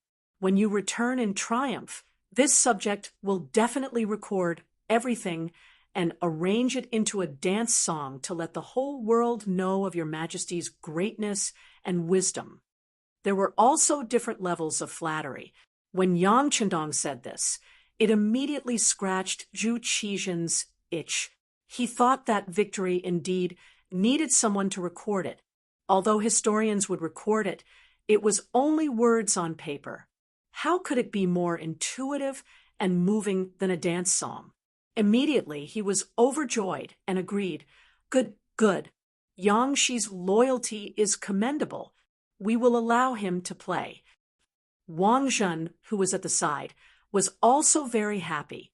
Yang Chendong took the initiative to ask to accompany the emperor. Didn't this mean that he was also optimistic about this battle? As such, no words were more effective than action. At this time, he looked at Yang Chendong with an increasingly happy gaze. "Thank you, Your Majesty." Yang Chendong hurriedly expressed his gratitude, and then stood up with a happy expression. He had decided to personally lead the army. Zhu Qizhen couldn't wait for even a moment. It was as if victory was right in front of him, and if he was a step late, the merit would belong to someone else. He didn't watch the song and dance he ordered, and didn't eat the delicious food he ordered. He hurriedly left the immortal residence with Wang Zhen. After the emperor left, Yang Chendong also called Mu Lily, who was on duty, to return to the Yang family manor. Everyone who had received the news was currently waiting in the main hall of the manor, waiting for the sixth young master to call for a meeting. Not everyone was present at the meeting. Yang Chendong first met with Qiao Yin, Madame Shui, Madame Xiang, Dong Hanxiang, as well as the two foremen of the immortal residence, Mu Lily and Chui Na. In the main hall, Yang Chendong was extremely solemn and serious. The 5 women were also affected by the atmosphere, and their expressions became much more serious. Even Madame Shui, who used to throw flirtatious glances at Yang Chendong in the past, retracted her seductive gaze at this time. Madame Xiang was very beautiful. She had an elegant temperament, and her figure was also very voluptuous. According to the previous book, she was different from Madame Shui, who looked like Su Qing. She looked more like a young Guan Jilin. With her big eyes and towering breasts, there were very few men who could control themselves after seeing her. However, Yang Chendong was one of those rare men. It wasn't that he wasn't moved, but rather that he hadn't been able to find the right opportunity. Madame Xiang's dance was beautiful, and her talent in this field was outstanding. There were many performances in the immortal residence that required her to rehearse, so there wasn't enough time. With Qiao Yin and Madame Shui, Yang Chendong didn't insist on it. When it came to women, what he liked was the feeling of success when the conditions were right, and not the feeling of doing something in a hurry. In his opinion, that kind of combination would deprive him of a sense of beauty. It wasn't something he liked. This time, he called the 5 women over.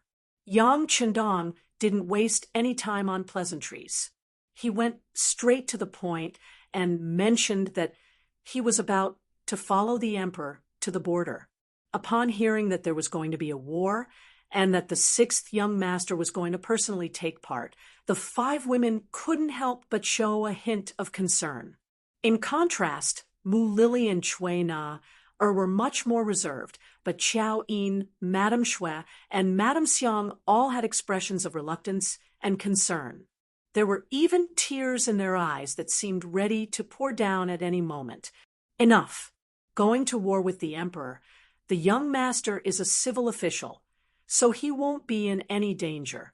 As for the rest of you, once I'm gone, I'm afraid that the capital will fall into chaos.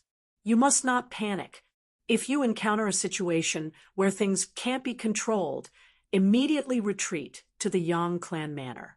I will arrange for people to protect you here. Yang Chendong's face was brimming with confidence when it came to his own safety, but he truly couldn't be at ease when it came to these women. All of them were heavenly beauties. Once the capital fell into chaos, who knew if some of them would be tempted by lust and take risks? For the sake of their safety, Yang Chendong had intentionally left Dao Zhao's group of 10 and the Ghost Shadow Sniper Squad in the Yang clan manor.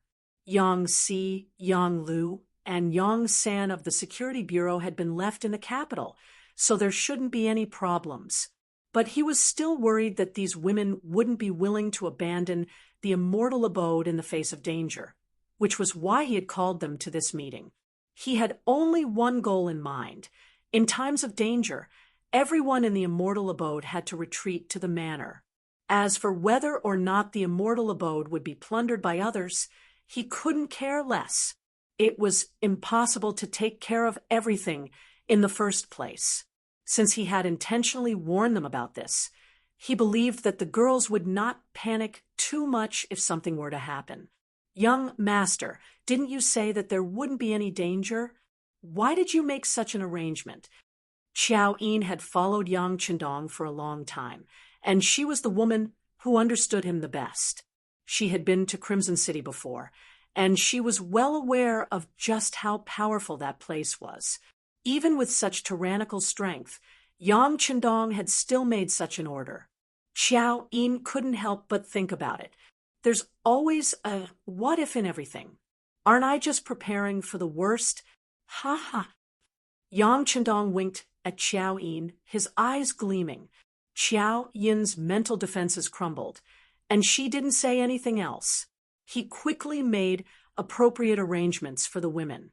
After they left, Tiger's Mane, Beta Persei, Yang Wu, 1st Battalion Commander Xiao Feng, 1st Squad Commander Qiu Vi, 2nd Squad Commander Dao Xiao, Ghost Shadow Sniper Squad Commander Bai Zhua, and the others stood in the main hall.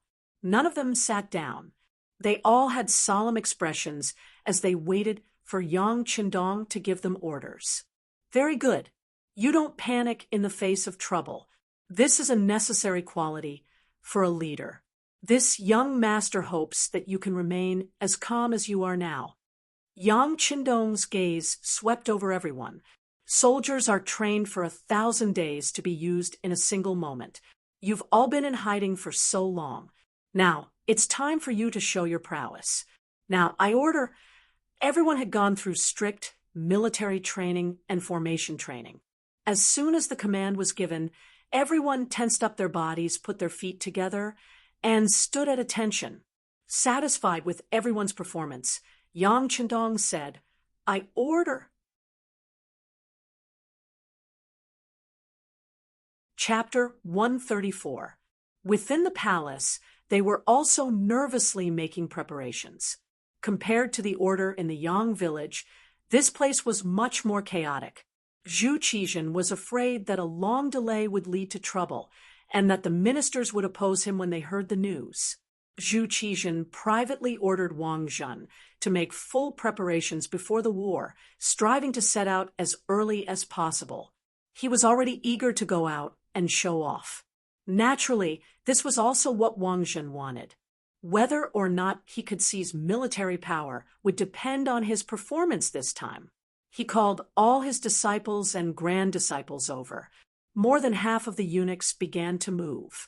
They mobilized troops and issued orders. They were extremely busy.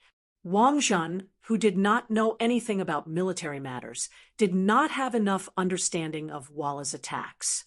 He thought that by letting Ying Zong personally lead the troops, he would be able to scare the Walla troops away. Hence, to win by luck, he decided to make Ying Zong personally lead the troops when the Ming dynasty was not fully prepared. He wanted Ying Zong to follow Song Jinzong's example and leave a good name in history. Ying Zong usually listened to Wang Zhen. This time, when he heard Wang Zhen's words, he felt that this was a good chance for him to show off his skills. Hence, he did not discuss with the officials and made the decision. He also announced that they would set out in 2 days. The moment Ying Zong personally led the troops, all the officials were shocked. When the officials found out, they immediately used Minister of War Kuang Yi to say, "It is not good for the 6th master to go out." Minister of Personnel Wang Zhen led the officials to advise against it. Reports of the defeat at the Datong front lines continued to spread to the imperial capital. These military uniforms that annoyed people in the past were like soul-reaping messengers in Zhu Qizhen's eyes.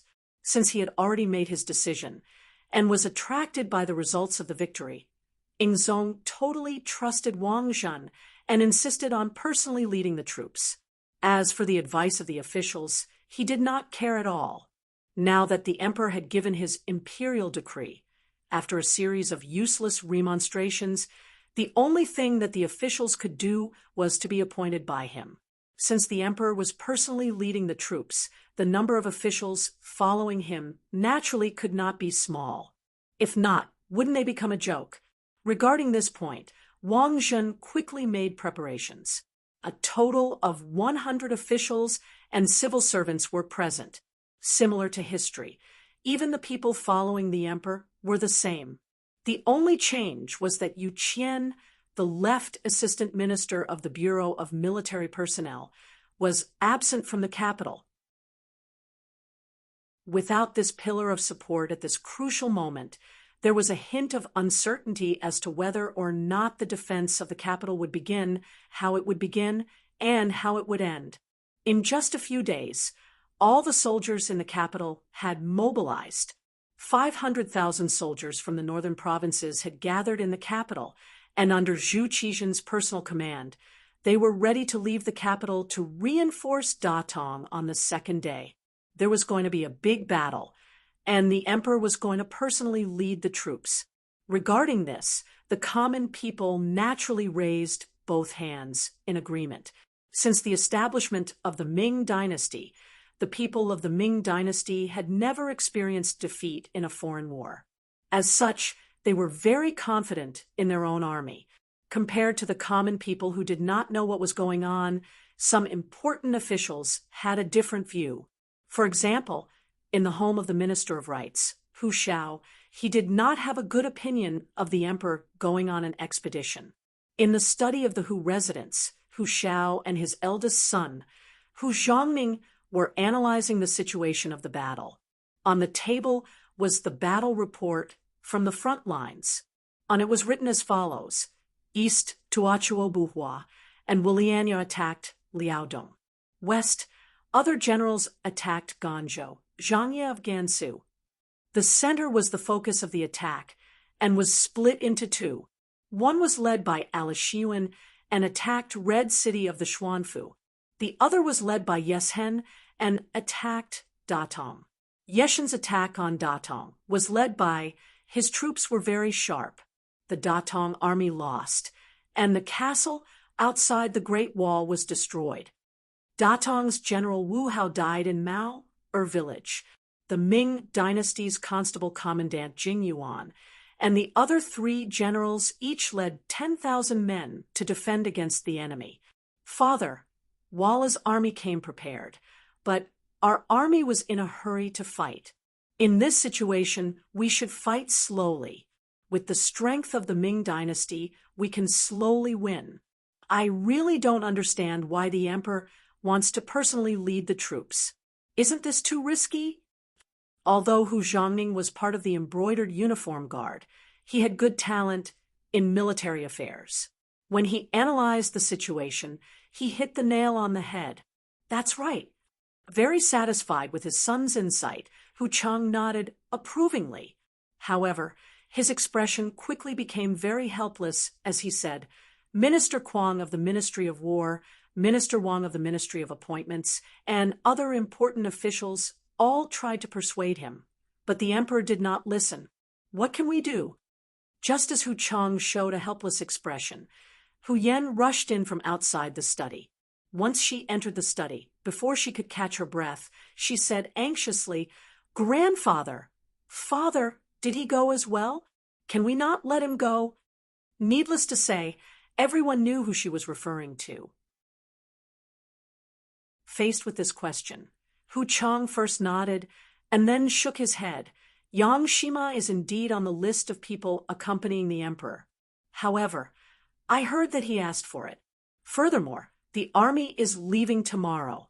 Unless he asks for it himself and needs a good reason, no one can stop it. I'll go find him now. After Hu Yan heard this, her lips pressed together tightly, and she turned to leave. Wait.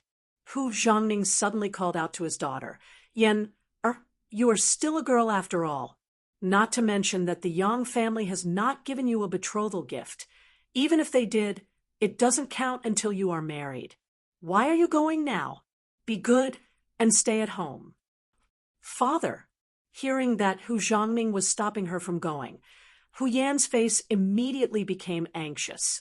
Although she was not married, Her heart had long been tied to Yang Qindong. As if he knew what kind of personality his daughter had, after Hu Zhangning stopped her, he directly shouted outside the study, "Is Lieutenant Sun Chuang here?" "Here." Sun Chuang, who was responsible for security outside the door, immediately responded, "Watch the young Mississippi. Without my order, she is not allowed to leave the house." Hu Zhangning ordered loudly. When a man went to the battlefield, his head was tied to his belt. No one could guarantee that he would return safely. If there was a problem, his daughter would still have to marry. At this moment, he naturally had to keep his reputation intact. Hu Yan's matter was ultimately just a small episode. The next morning, on the 16th of July, 1449 AD, Ingzong ordered his brother, Zhu Qiyu, to guard the capital. Zhu Qizhen and Wang Zhen gathered an army of 500,000 in a few days, randomly allocated some food and weapons, and hurriedly set off. Along with Ingzong and Wang Zhen were Duking Zhang Fu, Minister of War Kuang Yi, Minister of Revenue Wang Zhua, cabinet scholars Chao Nai, Zhang Yi, Crown Prince Yang Qindong, and more than 100 other civil and military officials. However, Ingzong did not allow them to participate in military and political affairs, leaving all military and political power to Wang Zhen alone. Due to the improper organization, all military and political affairs were arbitrarily decided by Wang Zhen. Duke Cheng Guo Zhuyong was a general, but in front of Wang Zhen, he had to kneel. Minister of Revenue Wang Zhua asked the emperor to return to the army, and Wang Zhen ordered him to kneel in the grass until the sky turned dark. The civil and military officials accompanying the expedition were not allowed to participate in military and political affairs, and the army was in chaos. Yang Qindong was also among the officials, and not only that, he even asked Wang Zhen for a position in the army. This was also a reward for Wang Zhen to thank Yang Qindong for taking the initiative to speak up for him in the immortal abode. It was precisely because of this that the sixth young master was able to arrange for his own people to serve by his side. The so-called own people naturally referred to Tiger, Main, Beta Persei, Yangwu, and Qiuvi's first guard, as well as Xiao Feng's first company of cold-edge soldiers. As long as Yang Qindong didn't interfere, the outcome of this battle was obvious. Once they were surrounded by Walla's army, it would be very dangerous without sufficient strength to protect them. Yang Qindong had only just transferred the first company of cold-edge soldiers over, and it was also at this time that he began to bare his fangs. This was one of the benefits of joining the army. Although he didn't have any real authority, especially under Wang Zhen's leadership, he could still arrange for a few people to serve by his side. The chaos of the army also brought benefits to his arrangements. At the very least, no one cared or questioned him. Similarly, because the preparations for this expedition had been rushed and poorly organized, the army was in chaos not long after they set out. Before they even reached Datong, the army was already running low on food. People were dying one after another, and corpses covered half the road. It had to be said that because the army had been assembled too hastily, the gathering of 500,000 soldiers had been extremely chaotic from the start. Just how chaotic was it? The Minister of War, Kuang Yi, had fallen off his horse due to the crowd. The Minister of War was the equivalent of the current Minister of Defense. Even he had fallen into chaos, so one could only imagine how poorly organized and disciplined the army was. How could such an army possibly win a battle? They didn't care about the situation of the enemy, nor did they discuss battle plans. They didn't even arrange for logistical support, treating this expedition like a child's game. Wang Zhen was in charge of all military affairs, and the accompanying civil and military officials didn't participate. This was simply an amateur commanding an expert. Yang Qindong didn't say anything about Wang Zhen's random orders. He knew that even if he wanted to say something, the other party probably wouldn't listen. Since that was the case, all they could do was wait and see what would happen, as well as do what they could. For example, the Minister of Revenue, Wang Zhuo, wasn't young anymore. Seeing him kneel in the grass, Wang Zhuo had personally delivered a thick praying mat to him. The commander of the embroidered uniform guard, Ji Guang, had seen everything clearly and reported this matter to Wang Zhen. Wang Zhen was very busy and wanted to get involved in everything big or small so that everyone could do as he wished. When he heard the report that it was Yang Qindong's doing, he only frowned and waved his hand. Let him go. Record everything about him, and we'll talk about it later. Of course, he wasn't letting him go out of the kindness of his heart. Wang Zhen wanted to record everything and interrogate Yang Qindong to see if he could extort more silver. Chapter 135.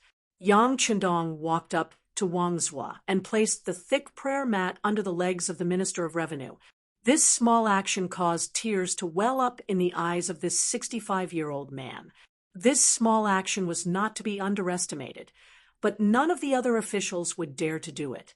They didn't even have the ability to protect themselves, much less help others. Yang Qindong, it's not worth it for you to do this. Wang Zhen will definitely hold a grudge against you. Once he returns to the court, he'll probably settle everything. Wang Zhuo kindly reminded Yang Qindong. It's fine. Respecting the old and loving the young is one of the virtues. Even if someone tries to blame me, I'll just explain myself to him. Yang Qindong nonchalantly smiled, but in his heart, he was thinking, will Wang Zhen return to the court? Hearing Yang Qindong talk about virtues, Wang's tears flowed down his face. He was so moved that he didn't know what to say. Seeing that the old man was crying like a child, Yang Qindong squatted down, took out a handkerchief, and handed it over. Lord Wang, you still have to take care of your body. It's very windy outside. Quickly dry your tears. It won't be good if you get an eye disease again. Okay. Thank you, Yang Qindong. Wang Zhuo took the handkerchief and wiped his eyes, his heart filled with gratitude. It was said that a friend in need was a friend indeed. Yang Qindong had barely left the capital, but he had already begun to win over the hearts of his people. And this was only the beginning. It could only be described as the first meeting of a towering figure. The army left Juyong Pass on the 19th and arrived at the Xian Manor. On the 28th, they arrived at the southern part of Yanghe City. It could be said that the army moved very quickly. Yanghe City was one of the 72 castles of Datong in the Ming dynasty. It was 4,600 meters long, and the city walls were 6 meters high. There was also a trench that was 10 meters deep. There was a barbican built inside and outside the city gate, which was the ancient battlefield where Liu Bang was besieged by Baideng. During the Yuan dynasty, it was called Baideng County. 10 days before Ingzong's army arrived, on the 15th day of the 7th month, the Ming army engaged in an intense battle with Yeshen. A total of 40,000 Ming soldiers were defeated by the Wala army.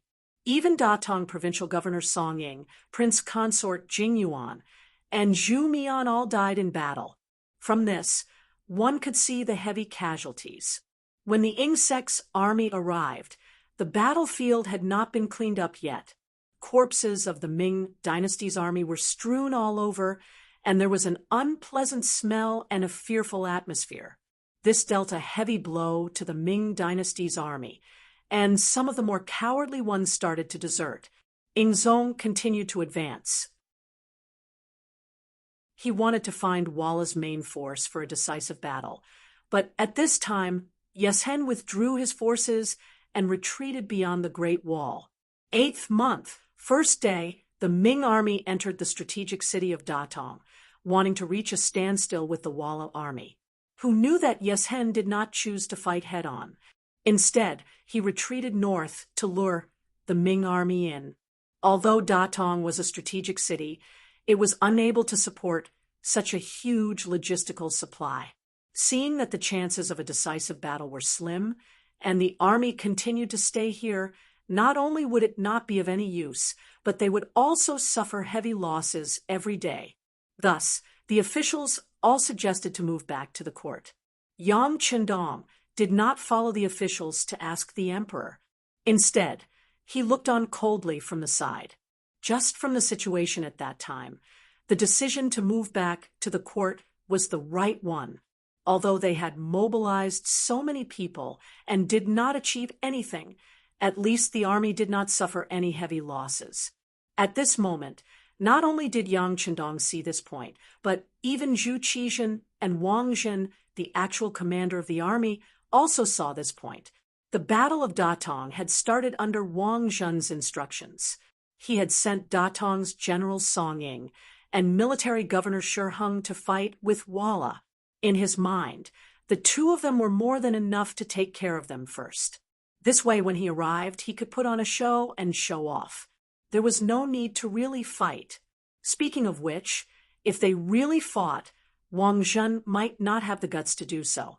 Wang Zhen was worried that Song Ying and Shi Heng would not go all out, so he arranged for his trusted eunuch Guojing to be the army supervisor. Under the urging of this eunuch, the two sides fought. Due to their eagerness to fight, they fell into Yeshen's ambush. Furthermore, because of Guojing, a portion of Song Ying's army was wiped out. Shi Heng and Guojing escaped and talked about how strong Walla was, which scared Wang Zhen. Since the civil and military officials were all trying to persuade him to retreat, he chose to follow the wishes of everyone and agreed. Since they decided to retreat, they were not far from Datong, so there would not be any danger. They could just treat it as a vacation for 500,000 people. On the third day of the 8th month, the Ming army decided to retreat. Datong Deputy General Guodeng suggested that they retreat from Zijing Pass to Beijing. This would be far away from Walla's possible attack route and would be relatively safe. However, Wang Zhen once again stood out and gave a different suggestion. For Wang Zhen to have his current position, it was because of his opportunistic nature. However, it was because of this that he acted like a small person and was used to showing off wherever he went. Now that he knew how strong the Walla cavalry was, he knew that he could not fight. However, if he went back just like that, he would feel some regret.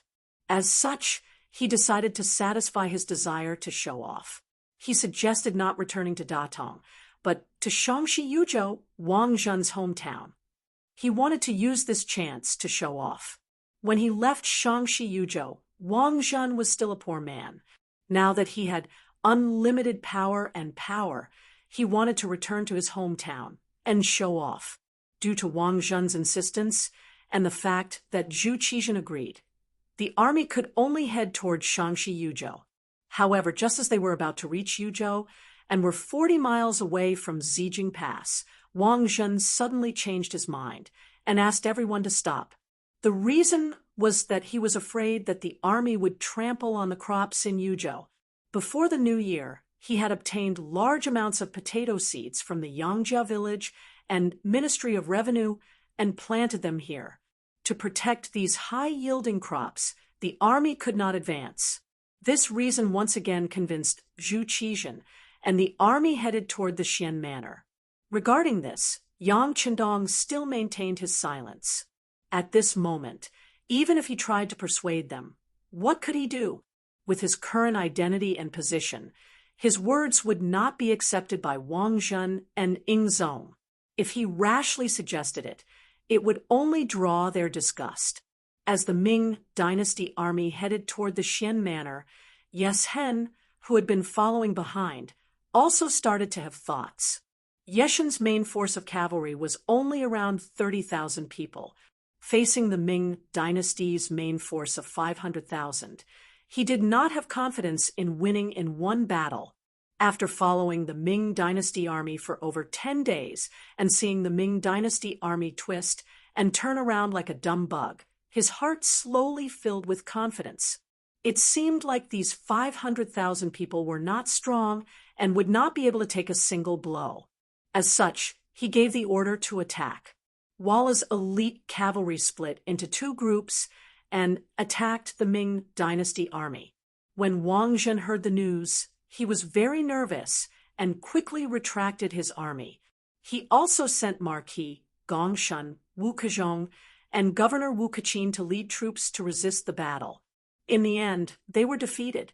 Wu Kezhong's troops acted as the Ming dynasty's rear guard and had more than 10,000 people, but they were still unable to take a single blow.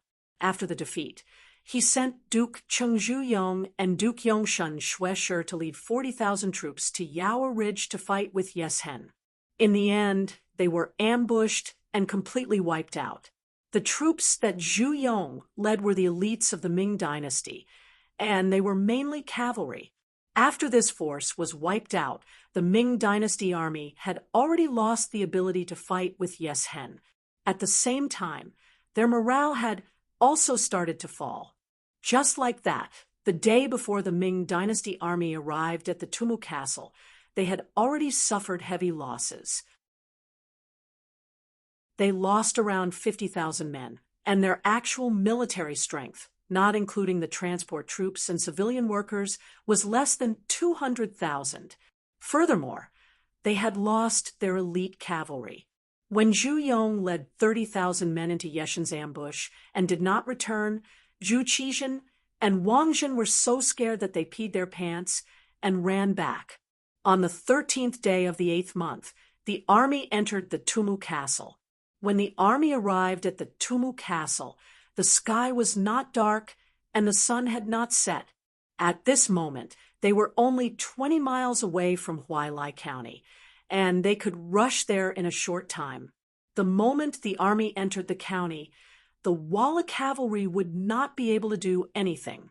At this moment, it could be said that it was a matter of life and death.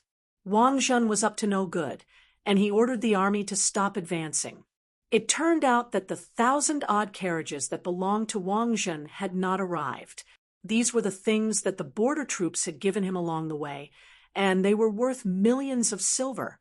As the person in charge of this north expedition, the gifts from the local official Zhuang Xing were naturally accepted by Wang Zhen. The gifts from the officials along the way were too generous, which was why Wang Zhen gave up on the chance to enter Huailai City. Wang Zhen requested for everyone to wait for the carriages to arrive before they left. Hence, at the Tumu Castle, Zhu Qizhen, hundreds of officials, and hundreds of thousands of troops waited foolishly for an entire night. When the sun rose, the 1,000-odd carriages still had not arrived. Wang Zhen could not wait any longer. In his heart, he knew that the carriages would not arrive, and at this moment, he wanted to leave. Unfortunately, even if he wanted to leave, it was already too late. With a night's time, the 30,000 Walla elite cavalry had split up and surrounded the Ming army. In the end, the hundreds of thousands of troops were surrounded by the 20,000 Walla cavalry in the Tumu Castle, which had no water source. To say that 30,000 troops surrounded hundreds of thousands of troops was impossible under normal circumstances. However, after these few days, the army was like birds startled by the twang of a bow.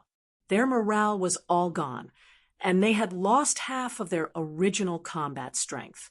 Wang Zhen was also frightened by the charging Walla cavalry. In his panic, he used the Tumu Castle as the center to dig trenches and set up barriers to protect himself. Unfortunately, Wang Zhen did not know how to fight, and he did not even understand the geography of the place.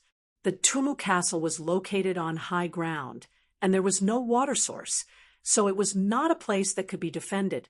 Hence, in the following days, the hundreds of thousands of Ming troops were surrounded by Yeshen for a full 2 days and 3 nights, and the lack of water became more and more serious.